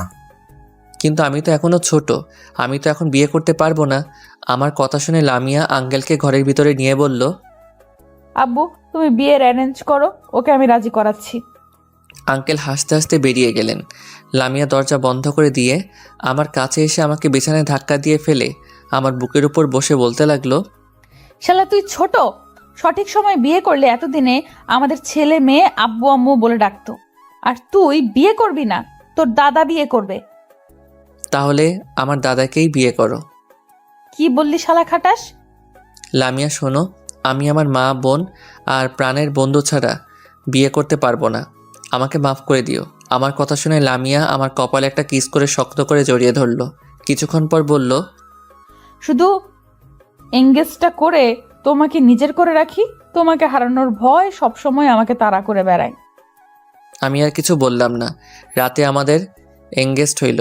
এখন আমরা খাতা কলমে স্বামী স্ত্রী। সব শেষে লামিয়া আমার রুমে এসে আমাকে জোর করে জড়িয়ে ধরে গোটা মুখে ভালোবাসার পরশ এঁকে দিয়ে আমাকে শক্ত করে জড়িয়ে ধরে থাকলো। আমিও বাধা দিলাম না। আজকে কিছুক্ষণ পর তোমার রুমে যাবে না? আজকে একটু থাকি প্লিজ। আমি আর না করলাম না। আমার বুকে মাথা দিয়ে সারা রাত থাকলো। পরের দিনে আমার রুমে লামিয়ার বেডটা ঢুকানো হলো। ওর একটাই শর্ত, ওর পাশে ঘুরে শুতে হবে আর ও সারা রাত দেখবে। এভাবে লামিয়ার কেয়ার ভালোবাসায় 3 বছরে মেডিকেল শেষ করলাম দুজনে। পরের 1 বছর প্রফেশনাল জীবন। আমি লামিয়াকে ধন্যবাদ না দিয়ে পারি না। আমার একটা কথাই 4টা বছর নিজেকে ধরে রাখছে। এরপর হঠাৎ একদিন শুনলাম যে বাংলাদেশ নাকি যেতে হবে। লামিয়াও খুব জেদ করছিল, তাই চলে আসলাম। এসে দেখি রুগী লিমা। আমার কথা শুনে কে কী বলবে ভেবে পাচ্ছিল না। সিমি আপু লামিয়ার কাছে গিয়ে ওর হাত ধরে বলতে লাগলো, তোমাকে কি বলে ধন্যবাদ দিব ভেবে পাচ্ছি না। তোমার মতো ভাইয়ের বউ পেয়ে আমার ভাইয়ের জীবনটা সত্যি ধন্য। আমার ভাইকে সত্যি তুমি ডিজার্ভ করো। আপুর কথা শুনে লামিয়া মায়ের মুখে মুখ লুকালো। পাগলি মেয়ে। একটা সুসংবাদ সবার জন্যে। তুমি এবার হুট করে কি সুসংবাদ পেলে? মা হতে যাচ্ছ নাকি? সবাই হাসতে লাগলো। আরে মা হতে যাব কেন, বাবা হব। আমার বন্ধু যখন আমাকে ছাড়া বিয়ে করেনি, আমিও আমার বন্ধুকে ছাড়া বাবার ডাক শুনবো না। দুজনেই একসাথে বাবার ডাক শুনবো। তাই আগামী শুক্রবার সালাফি আর লামিয়ার বিয়ে। বাহ, সেই কথা বলছিস তো। বিয়ের সব দায়িত্ব কিন্তু আমার। আমি তাহলে কি ঘোড়ার ঘাস কাটবো? তা কেন করবি? তোর দাদা কয়টা ঘোড়া রেখে গেছে রে? তুই সব সুন্দরী মেয়েদের দেখবি। এটা একটা ভালো কথা বলেছিস, আইডিয়াটা ভালো আছে। সিমি আপু রক্তিম চোখে সাকিবের দিকে তাকিয়ে আছে। সাকিব ভয় পেয়ে বলল, আমি কিছু বলি নাই তো, সাব্বির বলেছে। এভাবে তাকিয়ে থাকার কি আছে বুঝি না। রুমে আয় আগে তুই, তারপরে বোঝাবো। সিনিয়র আপুদের বিয়ে করার এক সুবিধা, মাঝে মাঝে তুই তো করেও শোনা যায়। কি বললি আপু? আর কে রাখে? সাকিব দেদর আজ বেচারার কপালে শনি আছে। আমি আর সাব্বির এক রুমে গেলাম, আর মায়ের সাথে লামিয়া গেল। আমরা রুমে যাচ্ছিলাম, লামিয়া এসে ঠুস করে কপালে চুমো দিয়ে ধরে পালালো। সাব্বির ভ্রু কুচকে তাকালো। আমি মাথা চুলকাতে চুলকাতে বললাম, এটা প্রতিদিনের রুটিন। শুয়ে পড়লাম। শুয়ে শুয়ে ভাবতেছি আমার জীবন কোথায় ছিল আর আজ কোথায়। কখন আশা করি নাই আমার জীবনে এতটা পরিবর্তন আসবে। এই সব কিছুর জন্য ধন্যবাদের দাবিদার একমাত্র লামিয়া। আমার জন্য কি না করেনি। ওকে পেয়ে সত্যি আজ আমি ধন্য। আপনি যাকে ভালোবাসেন তার কাছে পাবেন 50%, আর যে আপনাকে ভালোবাসবে তার কাছে পাবেন 100%। অতএব তাকেই ভালোবাসুন যে আপনাকে ভালোবাসে। লামিয়ার কথা ভাবতে ভাবতে কখন যে ঘুমিয়ে গেছি আমার আর মনে নাই। সকালে ঘুমের মধ্যে অনুভব করছি কে যেন আমার মাথায় হাত বুলিয়ে দিচ্ছে। টিপ টিপ চোখ খুলতেই যাকে আমার পাশে দেখলাম তাতে আমার ঘুম চলে গেল। আর নিজের মেজাজটাকে কন্ট্রোল রাখতে পারলাম না, কারণ লোকটি আর কেউ না, আমার জন্মদাতা পিতা। আমি চটপট করে উঠে বসলাম। কেমন আছিস বাবা? এতদিন একটা বারো কি তোর এই বাপটার কথা মনে পড়েনি? আপনি এখানে কেন? এই কেমন কথা? বাবা ছেলের কাছে আসতে কি কোনো কারণ লাগে? হ্যাঁ লাগে, অবশ্যই লাগে। আপনার মতো বাবাদের লাগে। কি বলছিস এসব তুই? একদম ঠিক বলছি। আমি বেঁচে আছি কিনা আজ দেখতে এসেছেন? চিন্তা করবেন না, মরি নাই, আর আগের থেকে অনেক ভালো আছি। এখন দেখা শেষ হলে আপনি আসতে পারেন। কি বলছো এসব তুমি? একদম ঠিক বলছি। আর মা, এইসব ফালতু লোকদেরকে এই বাড়িতে কে ঢুকতে দিচ্ছে? আর সাকিব, তোকে বলি, এইসব সস্তা মানসিকতার মানুষদের যদি এখানে আসতে দিবি তাহলে আমাকে ডাকছিস কেন? বড় আপু এসেছে, কিছুটা দূরে দাঁড়িয়ে আছে তাই বললাম। কি বলছো এসব তুমি? উনি তোমার জন্মদাতা পিতা, এটা কি তুমি অস্বীকার করতে পারবে? আর মা ওনাদেরকে আসতে দিতে চাইনি, আমি আসতে দিয়েছি। সিমি আপুর জন্মদিনে ওনারা শুভেচ্ছা জানাতে এসেছিলেন। আমি জোরে জোরে হাসতে লাগলাম। আব্বা আর বড় আপু মাথা নিচু করে দাঁড়িয়ে আছে। আমার হাসি দেখে লামিয়া বলল, হাসতেছো কেন তুমি? তোমার কথা শুনে। আমি কি কোনো হাসির কথা বলছি তো তুমি হাসছো? হাসার কথাই তো। উনি নাকি আমার জন্মদাতা পিতা, যিনি কিনা নিজের সন্তানের জন্ম নিয়ে নিজের স্ত্রীকে প্রশ্নবিদ্ধ করার মাধ্যমে ছোট করে।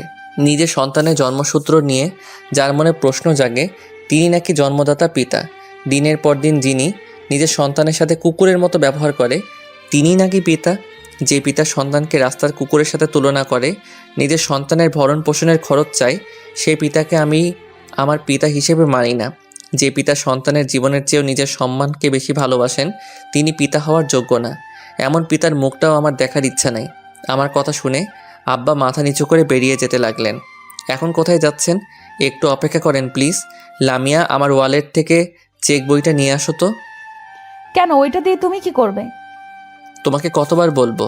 বেশি প্রশ্ন আমার ভালো লাগে না। যেটা বলেছি সেটা করো। লামিয়া চেক বইটা আমার হাতে এনে দিল। আমি একটা চেকে স্বাক্ষর করে দিয়ে আব্বার কাছে গিয়ে বললাম, এই নেন, এটা ধরেন। কি এটা? দেখতে পাচ্ছেন না? এটা একটা ব্ল্যাঙ্ক চেক, স্বাক্ষর করে দেওয়া আছে। আপনার ইচ্ছে মতো অ্যামাউন্ট বসিয়ে নিন। এই বলে আব্বার দিকে চেকটা এগিয়ে দিলাম। কি হচ্ছে এসব? ব্ল্যাঙ্ক চেক বাবাকে দিচ্ছ কেন? তুমি এসব বুঝবে না। কেউ একজন আমার ভরণ পোষণে টাকা চেয়েছিল, তাই আজ তার পরিশোধ দিলাম। তুমি কিন্তু এটা ঠিক করছো না। এমন বাবার সাথে এমন করাটাই ঠিক। আর তুমি আমাকে জ্ঞান দিতে আসবে না। আমার কথা শুনে লামিয়া চোখ নামিয়ে নিল।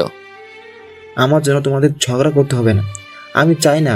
আর আমার জন্য তোদের জীবনে কোনো অশান্তি নেমে আসুক। আমি চলে যাচ্ছি, তোমরা সুখে থাকো। আবার বাহিরে চলে গেল। বুঝলাম অনেক কষ্ট পেয়েছে। কি করব বলেন? আগের কথাগুলো মনে করে সেই পুরনো ক্ষতটা যে আবার নতুন করে জেগে ওঠে। বড় আপু, রনি ভাইয়া আর জান্নাত ঘরের এক কোণে দাঁড়িয়ে আছে। আমি আপুকে উদ্দেশ্য করে বললাম, কি হলো, আপনাকে কি নতুন করে বলতে হবে? আপু করুণ চোখে আমার দিকে তাকালো। আমি হাসতে হাসতে বললাম, হো বুঝেছি। আপনার বাবা আমার সাথে এত ভালো ব্যবহার করার জন্য ফাঁকা চেক পেল। আপনি না পেয়ে মন খারাপ করেছেন, তাই তো? আচ্ছা, আপনাকেও দিচ্ছি।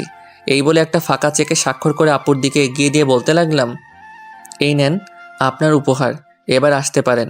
এক কথা বলতেই আপু দৌড়ে আমার কাছে এসে পায়ে পড়ে বলতে লাগলো, আমাকে মাফ করে দে ভাই। এই কি করছেন? পা ছাড়েন। না, ছাড়বো না। যতক্ষণ মাফ করবি না ততক্ষণ ছাড়বো না। আমি না বুঝে তোকে অনেক কষ্ট দিয়ে ফেলছি ভাই। জানিস, তার জন্য অনেক উপহারও পাইছি। শ্বশুর বাড়িতে সব সময় অবহেলা ছাড়া কিছু পায় নাই। বিয়ের আর 4 বছর তবু নিজের স্বামীর কাছে স্ত্রীর অধিকার পায় নাই। তুই মাফ না করলে হয়তো সারা জীবনও স্ত্রীর অধিকার পাবো না। এই বলে আমার পা ধরে কাঁদতে লাগলো। সবাইকে মাফ করে দিছি, কারো প্রতি আমার রাগ নেই। আর রাগ অভিমান নিজের মানুষের উপর করা যায়। আমি তো কোনোদিন আপনাদের নিজের মানুষ ছিলাম না। এখন আপনি আসতে পারেন।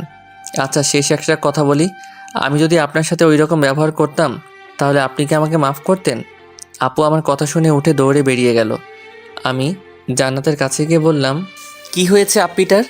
আমার উপর কি রেগে আছে? আমাকে ছেড়ে কি চলে যাবে? আমি তোমার মতো নাকি যে ছেড়ে যাব? কখনো ছেড়ে যাব না। আর ছেড়ে যেতে চাইলে ঘাড় মটকাবো। আজ থেকে আমি এখানেই থাকবো। তো এখানে কি আমার জন্য থাকবে নাকি অন্য কারো জন্য? ধুর ভাইয়া, আপনিও না। এই বলে জান্নাত পালিয়ে গেল। রনি ভাইয়া অপরাধীর মতো চলে যেতে লাগলো। আমি রনি ভাইয়ার হাত ধরে বললাম, কোথায় যাচ্ছেন আপনি? আপনার কাছে আমি কখনোই এটা আশা করি নাই। আমার বোন কি এমন ভুল করেছে যে এত কষ্ট দিয়েছেন? আমার বোনের চোখ দিয়ে যেন আর এক ফোঁটা পানি না পড়ে। যদি পড়ে তো যেই হয় হোক, কাউকে ছেড়ে কথা বলবো না। তারপর রনি ভাই আমাকে জড়িয়ে ধরে বলল, আমাকে মাফ করে দাও ভাই, সত্যি অনেক কষ্ট দিয়ে ফেলেছি। জানো, অনেক কষ্ট পাইছি শুধু তোমার কথা ভেবে। সবসময় কাঁদতো, পারলে মাফ করে দিও। মামা ডাক না শোনা পর্যন্ত মাফ করছি না। কিন্তু আমার কথা শুনে রনি ভাই লজ্জা পেয়ে চলে গেল। মা আর লামিয়া সেই তখন থেকে ঠাই দাঁড়িয়ে আছে। বাবার সাথে এই ব্যবহারটা তুমি ঠিক করলে? মায়ের কাছে গেলাম, হাত ধরে বললাম, মা আমি অনেক খারাপ, তাই না? তুমি তো জানো মা, তোমার ছেলে এরকম ছিল না। জানো মা, আমারও ইচ্ছে করে বাবার কোলে মাথা রেখে মায়ের হাতে খাবার খাই। 3 ভাই বোন মিলে অনেক মজা করি। আগের সব কিছু ভুলে আবার আগের মতো হয়ে যাই, কিন্তু পারি না মা। সত্যি বলছি, অনেক চেষ্টা করি কিন্তু পারি না। সে আগের পুরনো ঘটনাটা নতুন করে জেগে ওঠে। আজ আমি আমার পিতার সাথে আমি অনেক খারাপ ব্যবহার করেছি মা, আমাকে তুমি মাফ করে দিও। আমি তোমাদের ভালো সন্তান হতে পারলাম না মা, তুমি আমাকে ভুল বোঝো না প্লিজ। এইসব বলে মাকে জড়িয়ে ধরে কাঁদতে লাগলাম। তুই মাপ চাচ্ছিস কেন? যেরকম করেছে তার জবাবটা তুই দিয়েছিস। আর আমার বাবু আমার কাছে সবার সেরা। তুই চিন্তা করিস না, ফ্রেশ হয়ে নিচে আয়। এই বলে মা চলে গেল। লামিয়াও মাথা নিচু করে চলে গেল। লামিয়াও আমাকে ভুল বুঝলো, খুব কান্না পাচ্ছে। তাই বিছানায় শুয়ে বালিশে মুখ গুজে কাঁদতে লাগলাম। হঠাৎ কারো হাতের ছোঁয়া পেয়ে মাথা উঠাতেই দেখলাম লামিয়া আমার পাশে বসে আছে। আমার মাথা কোলে নিয়ে বলতে লাগলো, আমাকে মাফ করো তোমার সাথে তর্ক করার জন্য, কিন্তু তুমি একটা কথা চিন্তা করে দেখো, সব ভরণ পোষণের টাকা তো দিলে তোমাকে যে জন্ম দিয়েছে তার মূল্য দিতে পারবে? ওর কথা শুনে আমি কোনো কথা বলছি না। কি হলো, কিছু বলছো না যে? আমার উপরও কি রাগ করছো? এই বলে আমার কপালে ভালোবাসার পরশ এঁকে দিল। একটু পর সাকিব এসে বলল, তোমাদের রোম্যান্স করা শেষ হলে খেতে এসো। লামিয়া লজ্জা পেয়ে উঠে চলে গেল। শালা সবসময় বউয়ের আদর খাবার ধান্দা, লুচ্চা শালা। এই তোর কোথায় ফাটছে রে? আয় সেলাই করে দেই। হয়েছে ভাই, তোর কাছে মাপ চাই, এখন ফ্রেশ হয়ে নে। আমি ফ্রেশ হয়ে আগে লিমার খবর নিলাম, এখন নাকি ভালো আছে। হাসপাতালে যেতে চাইলাম কিন্তু আর যাওয়ার মুড নাই, তাই সবাই মিলে নাস্তা করে নিলাম। বিকালে সবাই বসে আড্ডা দিচ্ছি, হঠাৎ সাকিবের ফোনটা বেজে উঠল। ফোন রিসিভ করতে ওপাশ থেকে একজন লোক কাঁদতে কাঁদতে বলে উঠলেন, আমি সিমি দিদিমণিদের বাসার কাজের লোক। হ্যাঁ, তো কাঁদছেন কেন? সাহেব, বড় সাহেব দুপুরের দিকে বাসায় ফিরে কোনো কিছু না বলে ঘরে ঢুকে বিছানায় শুয়ে পড়ে। কেমন যেন লাগছিল বড় সাহেবকে। জিজ্ঞাসা করলে তিনি একা থাকতে দিতে বলেন। একটু আগে নাস্তা করার জন্য ডাকতে গেলে এই বলে জোরে জোরে কাঁদতে লাগলেন।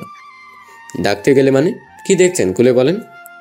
বড় সাহেব মেঝেতে পড়ে আছে, কোনো কথা বলছে না।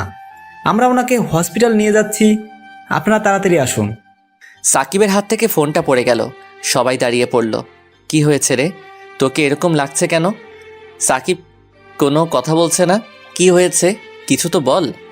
আঙ্কেল অজ্ঞান হয়ে ঘরের মেঝেতে পড়ছিল, বাড়ির কাজের লোক বুঝতে পেরে হসপিটালে নিয়ে গেছে, কোনো কথা বলছে না। এই বলে সাকিব কাঁদতে লাগলো। মা আর সিমি নিস্তব্ধ হয়ে সোফায় বসে পড়ল।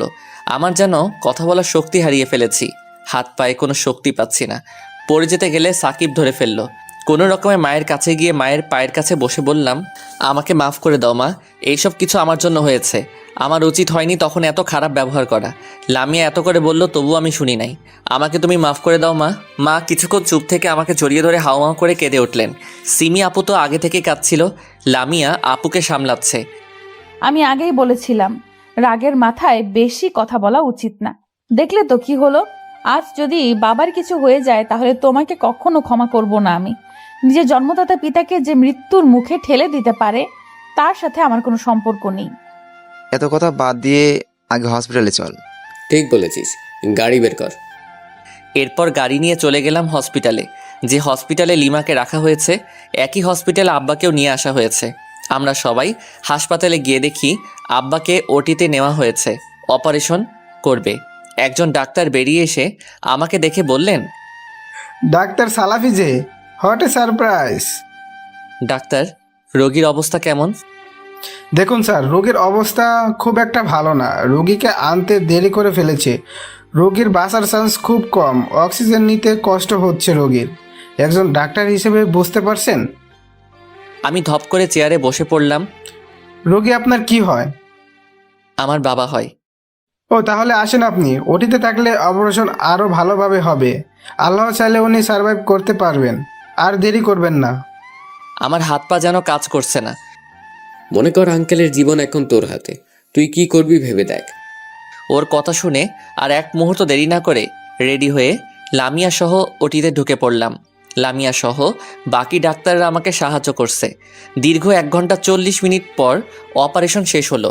অপারেশন শেষে যেন আমার মাথা ঘুরতে লাগলো, হঠাৎ পড়ে গেলাম। এরপর কি ঘটছে আর মনে নাই। যখন জ্ঞান ফিরল দেখলাম সাকিব এক পাশে দাঁড়িয়ে আছে আর লামিয়া আমার একটা হাত ধরে বসে আছে। আমি ওর হাত থেকে নিজের হাতটা ছাড়িয়ে নিতেই ও বলে উঠল, এখন কেমন লাগছে তোমার? ঠিক আছে তো তুমি? আমি ওর কথা এড়িয়ে সাকিবকে বললাম, আব্বা এখন কেমন আছে? আলহামদুলিল্লাহ, এখন ভালো আছে। ডাক্তাররা কাউকে এখনো দেখা করতে দেয়নি। তুই ঠিক আছিস তো? ভালো আছি। আমাকে একটু ধরে নিয়ে যাবি? আচ্ছা চল। আমি নিয়ে যাই। থাক, কাউকে দরদ দেখাতে হবে না। সাকিব, তুই কি নিয়ে যাবি? লামিয়া করুণ চোখে আমার দিকে তাকিয়ে আছে। সাকিব বাধ্য হয়ে আমাকে ধরে নিয়ে গেল আব্বার কেবিনে। কেবিনে ঢুকে দেখি আব্বার জ্ঞান ফিরেছে। ডাক্তাররা চেক করছেন। আমি, মা আর সিমি আপুকে ঢোকার পারমিশন দিলাম। বড় আপু আর রনি ভাইয়াও বাহিরে বসে আছে দেখলাম। একটু পর বড় আপুকেও ডেকে পাঠালাম নার্সদের দাঁড়ায়। মা গিয়ে আব্বার কাছে বসে একটা হাত ধরলো, ধরে কাঁদতে লাগলো। সিমি আপুও কাঁদতে লাগলো, আর বড় আপু এক কোথায় দাঁড়িয়ে চোখের পানি ফেলছে। তুমি তো বলেছিলে আমি তোমার কাছে মৃত, আমার কাছে থাকতে তোমার ঘৃণা হয়, তাহলে আজ কেন আসছো? আমার মৃত লাশটাকে দেখতে এসেছো তাই না? এই কথা বলতেই মা আর সিমি আব্বার গলা জড়িয়ে ধরে কাঁদতে লাগলো। এই কি করছেন? রোগীকে প্রেশার দিবেন না, রোগী তো বাঁচারই কথা ছিল না। ভাগ্যিস ডাক্তার সালাফি ছিল, না হলে আমাদের পক্ষে সম্ভব ছিল না রোগীর অপারেশন করানো।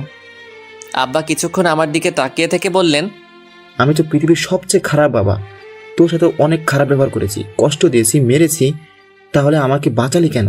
আরো কষ্ট দিয়ে মারার জন্য? সরি, ভুলে তুমি করে বলে ফেলেছি।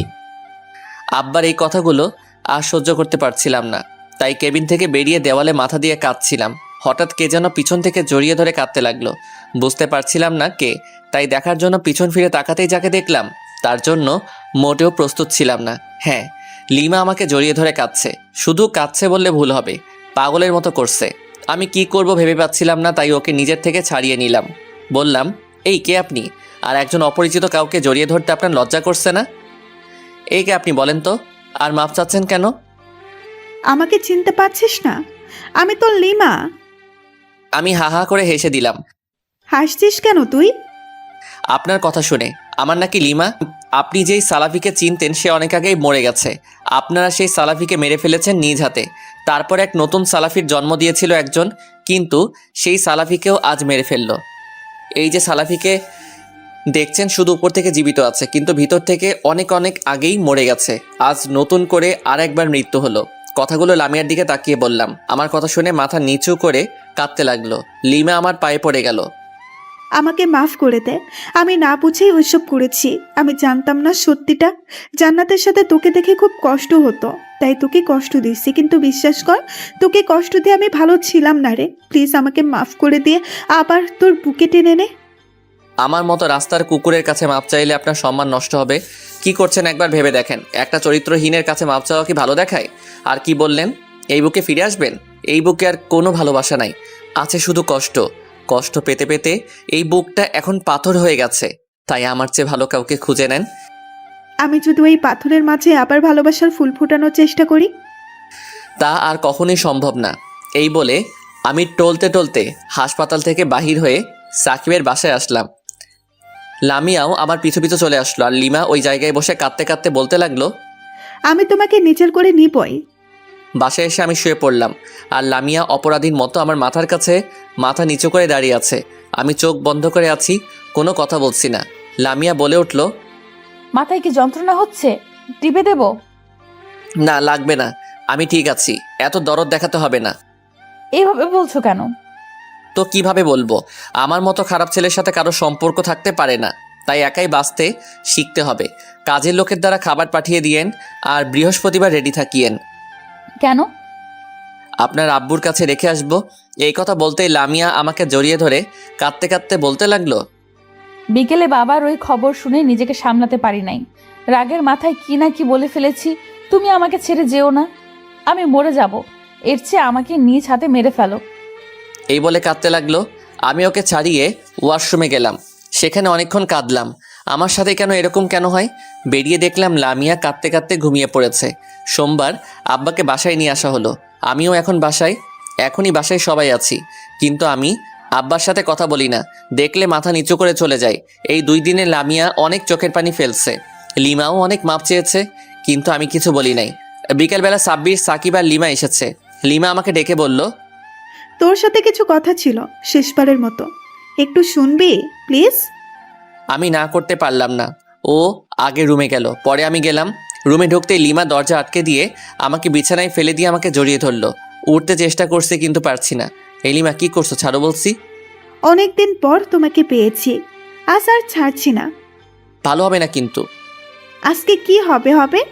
আজকে তুমি আর আমি, আর কেউ আমাদের মাঝে থাকবে না। আমি কোনো রকমে উঠে ওকে ছাড়িয়ে ঠাস ঠাস করে ইচ্ছে মতো চর মারতে লাগলাম। কি পেয়েছো তোমরা আমাকে? হাতের পুতুল, যে যখন পারবে আমার সাথে ভালোবাসার অভিনয় করে চলে যাবে। আমাকে কি মানুষ বলে মনে হয় না তোমাদের? লিমা আমার পায়ে পড়ে কাঁদতে কাঁদতে বলতে লাগলো, আমাকে মাফ করে দাও প্লিজ। ভুল বুঝে তোমাকে কষ্ট দিয়েছি। প্লিজ সব কিছু ভুলে আবার নতুন করে শুরু করি। চলো না, কথা দিচ্ছি কোনো দিন কষ্ট দিব না। একবার শুধু আপন করে নাও। তা আর কখনো সম্ভব না। আমি এখন অন্য একজনকে ভালোবাসি, তাই তুমি আমাকে ভুলে যাও। তোকে আপন করে নেওয়া কোনোভাবেই সম্ভব না। আমি একজনকে নিজের থেকেও বেশি ভালোবাসি। কে সে? কেন, তুই জেনে কি করবি? জানতে হবে না সেই ভাগ্যবান মেয়েটা কে? লামিয়া, অনেক ভালোবাসি পাগলিটাকে। আচ্ছা, অভিনন্দন। আর তোর জীবনে আসবো না রে। আর আজকের জন্য খুব সরি। আমি কোনো কথা না বলে চলে যেতে লাগলাম। লিমা সেখানেই বসে পড়ল। দরজা খুলে দেখি আরেক বিপদ। লামিয়া দরজায় দাঁড়িয়ে আছে, আমার শার্টের কিছু বোতাম খোলা, আর চর মারার কারণে লিমার চুলগুলো এলোমেলো হয়ে গেছে। সাথে ওর বুকে ওড়না নেই, আবার মেঝেতে বসে কান্না করছে। এইসব দেখে লামিয়া হাতে তালি দিয়ে বলতে লাগলো, বাহ বাহ বাহ, কত সুন্দর সিন চলতেছে তাই না? খুব এনজয় করছো তাই না?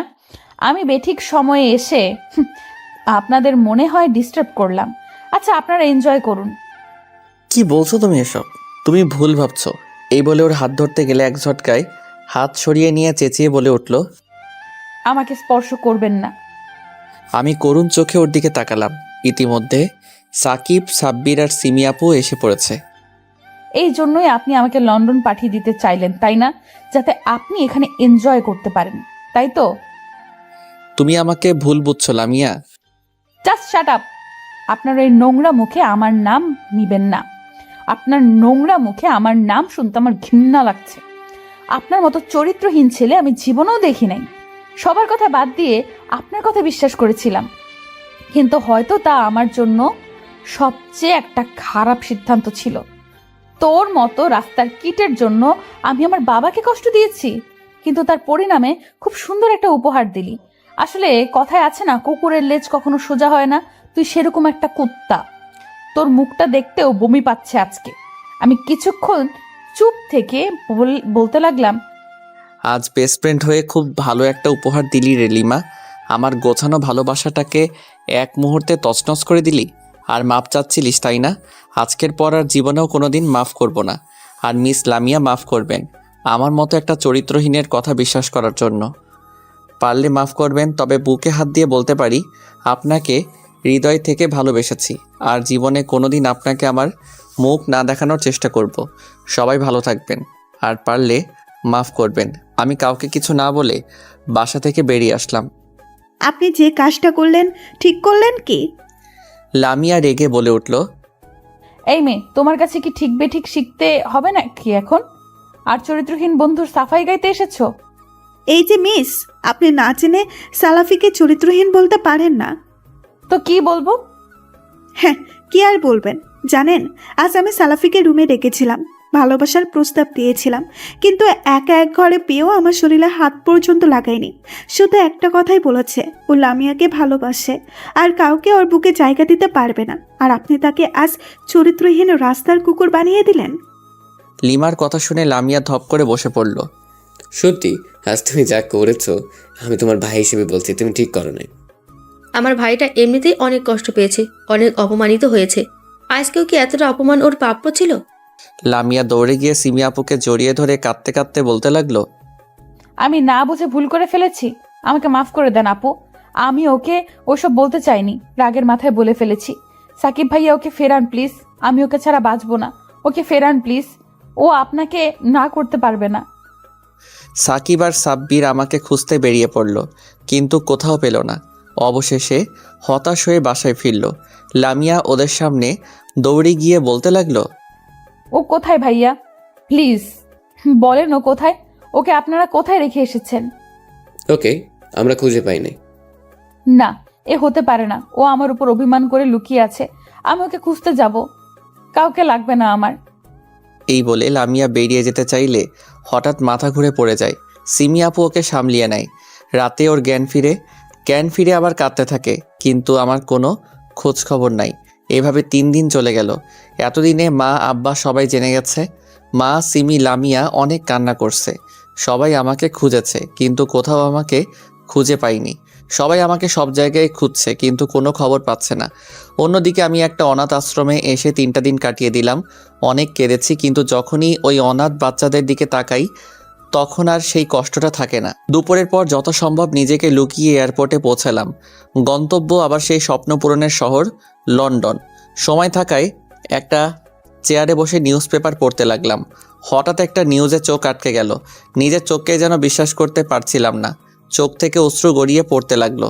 নিজেকে আর সামনে রাখতে পারলাম না। উঠে দৌড়াতে লাগলাম, আর নিজের চোখ দিয়ে পানি পড়ছে। কত জায়গায় যে হোঁচট খেয়ে পড়েছি তার কোনো ঠিক নাই, তবু উঠে দৌড়াচ্ছি। এখন আপনারা হয়তো ভাবছেন যে নিউজ পেপারে কী ছিল, তাই তো? নিউজ পেপারে বড় করে লেখা ছিল, লন্ডন থেকে আগত মহিলা ডাক্তার লামিয়া চৌধুরীর সুইসাইড করার চেষ্টা। আশঙ্কাজনকভাবে হসপিটালে আমি দৌড়াচ্ছি আর আল্লাহ তাআলাকে ডাকছি, হে আল্লাহ, তুমি তো অনেক পরীক্ষা নিলে, আর নিও না প্লিজ। আল্লাহ, আমার লামিয়ার যেন কিছু না হয়। আল্লাহ, তুমি আমার ভালো থাকার শেষ সম্বলটাকে কেড়ে নিও না। এইসব বলছি আর দৌড়াচ্ছি। অবশেষে হসপিটালে পৌঁছে গেলাম। ভিতরে গিয়ে চারপাশে ছোটাছুটি করছি, কিন্তু খুঁজে পাচ্ছি না। অনেক ছুটাছুটির পর দেখতে পেলাম একটা ওটির সামনে সাব্বির আর সাকিব দাঁড়িয়ে আছে। ওদের কাছে গিয়ে জিজ্ঞেস করলাম, লামিয়া কেমন আছে এখন? তুই কোথায় ছিলিস? আগে আমার কথার উত্তর দে। লামিয়া কেমন আছে এখন? ও ভালো আছে তো? আমার কথা শুনে সাকিব আর সাব্বির মাথা নিচু করে ফেললো। ওরা কিছু বলছে না। কি হলো, কথা বলছিস না কেন? আর কোথায় লামিয়া? সাব্বির হাতের ইশারায় ওটিতে দেখিয়ে দিল। আমি ভিতরে গিয়ে ঢুকলাম। আমাকে দেখে কয়েকজন ডাক্তার বেরিয়ে গেল। এরপর যা দেখলাম আমি আর নিজেকে ধরে রাখতে পারলাম না। আমার সামনে ওটির বেডে একজনকে শুয়ে রাখা হয়েছে, আর অবাক করার বিষয় হলো গোটা শরীর সাদা কাপড়ে মোড়ানো। আমি কাছে গিয়ে কাঁপা কাঁপা কণ্ঠে মুখের উপর থেকে কাপড় সরাতেই দেখতে পেলাম লামিয়ার ঘুমন্ত চেহারাটা। ওকে দেখে চমকে কয়েক পা পিছিয়ে গিয়ে ওর দিকে ছলছল চোখে কিছুক্ষণ তাকিয়ে থেকে আস্তে আস্তে ওর কাছে গেলাম। গিয়ে ওর মাথায় হাত বুলাতে বুলাতে বলতে লাগলাম, কি গো, আমার উপর রাগ করে আছো? আমার উপরে অনেক অভিমান জমেছে, তাই না? আমার উপরে অভিমান করে আছো, ঠিক আছে, কিন্তু কথা বলছো না কেন? তুমি জানো না তোমার সাথে কথা না বলে থাকতে পারি না? এই 3 দিন যে কিভাবে ছিলাম সেটা আমি আর আল্লাহ তাআলা ভালো জানেন। কি গো, উঠবে না? উঠো তো, আমরা বাড়ি যাব। কাল না আমাদের বিয়ে, বাড়ি যাব, চলো। এই বলে লামিয়ার হাত ধরে টানতে লাগলাম, কিন্তু তবুও লামিয়া কোনো সাড়া দিচ্ছে না। এত অভিমান করছো আমার উপরে যে আমার সাথে একবার কথাও বলছো না। এতটাই অপরাধ করে ফেলেছি আমি। এই দেখো, তোমাকে স্পর্শ করে বলছি, আর জীবনও ছেড়ে যাব না। তবুও একটাবার আমার সাথে কথা বলো। এই, তুমি কি আমার কথা শুনতে পাচ্ছ না? আমি কি বলছি? উঠছো না কেন? শেষবারের মতো আমাকে মাফ করে দাও প্লিজ। এই, আমাকে ছেড়ে যেও না প্লিজ। তুমি তো জানো আমি তোমাকে ছাড়া বাঁচতে পারবো না। তোমাকে ছাড়া আমি শূন্য। এই দেখো, কান ধরছি, তবুও তুমি আমাকে ছেড়ে যেও না। হে আল্লাহ, তুমি এটা কি করলে? তুমি আমার ভালোবাসাকে কেড়ে নিলে। অনেক তো কষ্ট দিয়ে পরীক্ষা নিলে, এটা কি খুব জরুরি ছিল? হে আল্লাহ, তুমি আমার ভালোবাসাকে ফিরিয়ে দাও। ওকে তুমি আমার কাছ থেকে নিয়ে নিও না। আমি মরে যাব। এর চেয়ে ওর সাথে আমাকে উঠিয়ে নেন। ওকে ছাড়া আমি বাঁচবো না আল্লাহ। ওকে তুমি আমার কাছে ফিরিয়ে দাও। আর কিছু চাই না মালিক, ওকে তুমি আমার কাছ থেকে কেড়ে নিও না। এইসব বলে ওকে জড়িয়ে ধরে চিৎকার করে কাঁদতে লাগলাম। কাঁদতে কাঁদতে শরীরের শক্তি যেন আস্তে আস্তে হারিয়ে ফেলছি। হঠাৎ বেড থেকে নিচে পড়ে গেলাম। এরপর আর কি হয়েছে মনে নাই। আমি অজ্ঞান হয়ে আছি 6 ঘন্টা যাবৎ, এখনও জ্ঞান ফিরছে না। আমার অবস্থা খুব একটা ভালো না। আইসিইউতে রাখা হয়েছে। ডাক্তার বাহির হতেই সাকিব দৌড়ে গিয়ে বলতে লাগলো, ডাক্তার, রোগীর অবস্থা কেমন? রোগীর অবস্থা ভালো না, অক্সিজেন মাস্ক লাগিয়ে রাখা হয়েছে, বাকিটা উপরওয়ালার ইচ্ছে। আমার কথা শুনে সাকিব ধপ করে বসে পড়ল।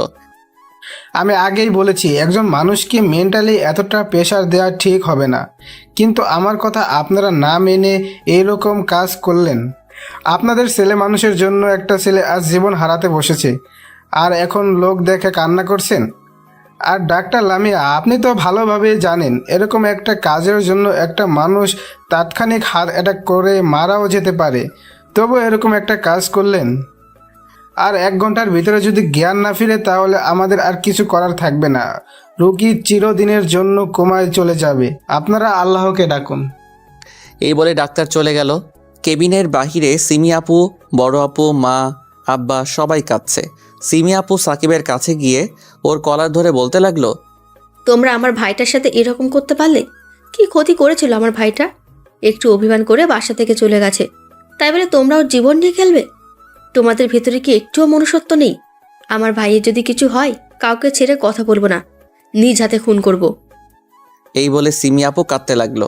লামিয়া উঠে এক পা দুপা করে আমার দিকে এগিয়ে আসতে চাইলে সিমি আপু সামনে গিয়ে দাঁড়িয়ে বলে, তুমি কেবিনের ভেতরে যাবে না। তোমরা আমার ভাইটাকে মৃত্যুর মুখে ঠেলে দিয়েছো। তোমরা আমার ভাইয়ের কাছে কেউ যাবে না। এই কথা শুনে লামিয়া দৌড়ে কোথায় জানি চলে গেল। আর সিমি আপু আমার কাছে এসে বলতে লাগলো, ভাই, এই ভাই, ওঠ না প্লিজ। একটা বার তোর বোনের সাথে কথা বল। সরি রে ভাই, আমরা সবাই তোর জীবনটাকে নিয়ে খেলেছি। ওই ভাই, এভাবে চলে যাস না প্লিজ, সইতে পারবো না রে, মরে যাব। প্লিজ একটা বার ফিরে আয়। এই বলে সিমি আপু আমার একটা হাত মুঠোয় নিয়ে কাঁদতে লাগলো। অন্যদিকে লামিয়া হাসপাতালে নামাজ পড়ার জায়গায় নফল নামাজ পড়ে 2 হাত তুলে দোয়া করতেছে আর বলতেছে, হে আল্লাহ, পরম দয়ালু, পরম করুণাময় সৃষ্টিকর্তা, আমি তোমার এক পাপী বান্দা, তোমার দরবারে আজ 2 হাত তুলেছি। তুমি আমার দোয়া কবুল করে নাও আল্লাহ। তুমি তো রহিম, তুমি তো রহমান। এই পৃথিবীর সব কিছুই তো তোমার জানা। এই পৃথিবীর হাজার হাজার মিটার নিচে যদি একটা পিঁপড়া থাকে, কেউ না জানলেও তুমি সেটা জানো। এই পরম করুণাময়, আমার জীবনটা আজ মৃত্যুর সাথে পাঞ্জা লড়ছে। এই সব কিছুর জন্য আমি দায়ী। তুমি আমার ভালোবাসাকে ফিরিয়ে দাও আল্লাহ। ওর বদলে তুমি আমাকে উঠিয়ে নাও, তবুও তুমি ওকে ভালো করে দাও হে মাবুদ। আমি আর কিচ্ছু চাই না, তুমি শুধু ওকে ভালো করে দাও। এই বলে লামিয়া জায়নামাজে কাঁদতে লাগলো। প্রায় 50 মিনিট পর সাব্বির দৌড়ে গিয়ে বলল, আবু তাড়াতাড়ি আসেন, সালাফির জ্ঞান ফিরছে। এই কথা শুনে লামিয়া দৌড়ে আমার কেবিনে চলে আসলো। এসে কেবিনের দরজায় দাঁড়িয়ে আমাকে দেখছে আর চোখের পানি বিসর্জন দিচ্ছে। লামিয়ার উপস্থিতি টের পেয়ে সিমি আপু, মা, আব্বা, বড় আপু সহ সবাই বেরিয়ে আসলো বাহিরে। সিমি আপু লামিয়াকে বলল, ভেতরে যাও। লামিয়া মাথা নিচু করে কেবিনে প্রবেশ করলো। কিছুক্ষণ দুজনের মধ্যে নীরবতা বিরাজ করলো। এরপর আমি বললাম, এখানে এসেছেন কেন? এই কথা বলার সাথে সাথে লামিয়া আমার পায়ে পড়ে কাঁদতে কাঁদতে বলতে লাগলো, আমাকে মাফ করে দাও, আমি বুঝতে পারি নাই তোমার এতটা ক্ষতি হবে। তুমি বাসায় ফিরছো না, আবার তোমার ফোন বন্ধ, তোমাকে খুঁজে পাওয়া যাচ্ছিল না। তোমাকে না পেয়ে আমি পাগল হয়ে গেছিলাম। শত চেষ্টা করেও তোমার খবর পাচ্ছিলাম না। তাই তোমাকে বাসায় ফেরাতে সাকিব আর সাব্বির ভাইয়া এই প্ল্যান করে, কিন্তু বিশ্বাস করো আমি জানতাম না যে তোমার এত বড় ক্ষতি হবে। তুমি আমাকে মাফ করে দাও। ও এই ব্যাপার, ওই শালারাও এর সাথে যুক্ত। একবার শুধু সুস্থ হতে দে, তারপরও বোঝাবো। হইছে, পা ছাড়ুন। না, ছাড়বো না। যতক্ষণ তুমি মাফ করবে না ততক্ষণ পা ছাড়বো না। আচ্ছা, মাফ করলাম। এখন পা ছেড়ে সামনে এসো। লামিয়া পা ছেড়ে দিয়ে আমার সামনে এসে মাথা নিচু করে দাঁড়ালো। এখন কি এই চরিত্রহীনটাকে একটু বুকে জড়িয়ে নেওয়া যায়? এই কথা বলতে দেরি নাই, লামিয়া হুমড়ি খেয়ে আমার বুকে শক্ত করে জড়িয়ে ধরে বলতে লাগলো, আমাকে মাফ করে দাও। আমি তোমাকে ভুল বুঝেছি, অনেক বাজে কথা বলেছি। চাইলে তুমি আমার জিহ্বা কেটে দাও, আমাকে মেরে ফেলো, তবুও আমাকে ছেড়ে যেও না। মরে যাব আমি তোমাকে ছাড়া। কে ছেড়ে যাবে? আর কোনোদিন ছেড়ে যাওয়ার কথা বললে হাত পা ভেঙে রেখে দেব। আমার কথা শুনে লামিয়া আমাকে আরও জোরে শক্ত করে জড়িয়ে ধরে কাঁদতে লাগলো আর আমি সান্ত্বনা দিতে লাগলাম। কিছুক্ষণ এভাবে থেকে শান্ত হলো। কিছুক্ষণ পর সাকিব এসে বলল, রেডি থাকো তোমরা, রাত পেরোলেই তোমাদের বিয়ে। বিয়ের কথা শুনে লামিয়া আমার বুকে মুখ লুকালো। বুঝি না এই মেয়ে মানুষ এত লজ্জা কোথায় রাখে। পরের দিন শুক্রবার যথানিয়মে আমাদের বিবাহ সম্পন্ন হলো। দুজনে বাসর ঘরে বসে আছি। সাকিব আর সাব্বির একটা বাক্স দিয়ে চলে গেল, কোনো কিছু বলল না। বাক্সটা গিফট পেপারে মোড়ানো। বাক্সটা খুলে দেখি একটা সাদা পাঞ্জাবি আর একটা সাদা শাড়ি, তার সাথে একটা চিঠি। চিঠিতে লেখা, প্রিয় সালাফি, জানি এখন তুমি বাসর ঘরে বসে আছো। আজকের দিনটা নিয়ে কতটা আশা ছিল জানো, কিন্তু পুরা কপাল আমার। সবার ভাগ্যে কি সব কিছু থাকে বলো? সব আমার জন্যই হয়েছে। আচ্ছা, এইসব বাদ দে, তোদের জন্য অনেক অনেক শুভকামনা রইল। আর এই যে শাড়ি আর পাঞ্জাবি দেখছিস, এটা আমাদের জন্য কিনেছিলাম, কিন্তু আমার তো আর পরা হলো না। তোমরা পড়িও, আর আমি আমেরিকা চলে যাচ্ছি। ভালো থেকো, আল্লাহ হাফেজ। ইতি, লিমা। চিঠিটা পড়ে আমার মন একটু খারাপ হইল। লামিয়া আমার মাথাটা তার কোলে নিয়ে কপালে চুমু দিতে লাগলো। আজ বাসরাতে গল্প করে কাটিয়ে দিলে কেমন হয়? ও আমার মন ভালো করার জন্য বলল, ভালো, মহারানীর ইচ্ছে। এরপর গল্প করতে করতে রাতটা কাটিয়ে দিলাম। এভাবে আমাদের দিন কাটতে লাগলো। 5 বছর পর আমার আর লামিয়ার একটা মেয়ে আছে এখন, আয়েশা সিদ্দিকা। আর সাকিব সিমি আপার ছেলে, নাম আব্দুল্লাহ আল মুমিন। আয়েশার চেয়ে 2 মাসের বড়। দুজনে সারা বাড়ি মাতিয়ে রাখে। সাকিবের এক কথা, আমার মেয়েকে ওর ছেলের জন্য চাই। অন্যদিকে বড় আপুরও এক ছেলে, নাম রায়হান চৌধুরী। আমাকে অনেকবার ওর শ্বশুর বাড়ি যেতে বলেছে, কিন্তু আমি যাই না। এর জন্য অনেক কান্নাও করছে। সাব্বির আর জান্নাতের বিয়ে হয়েছে। লিমা কখনো আর দেশের মাটিতে পা রাখিনি। এভাবেই চলছে জীবন।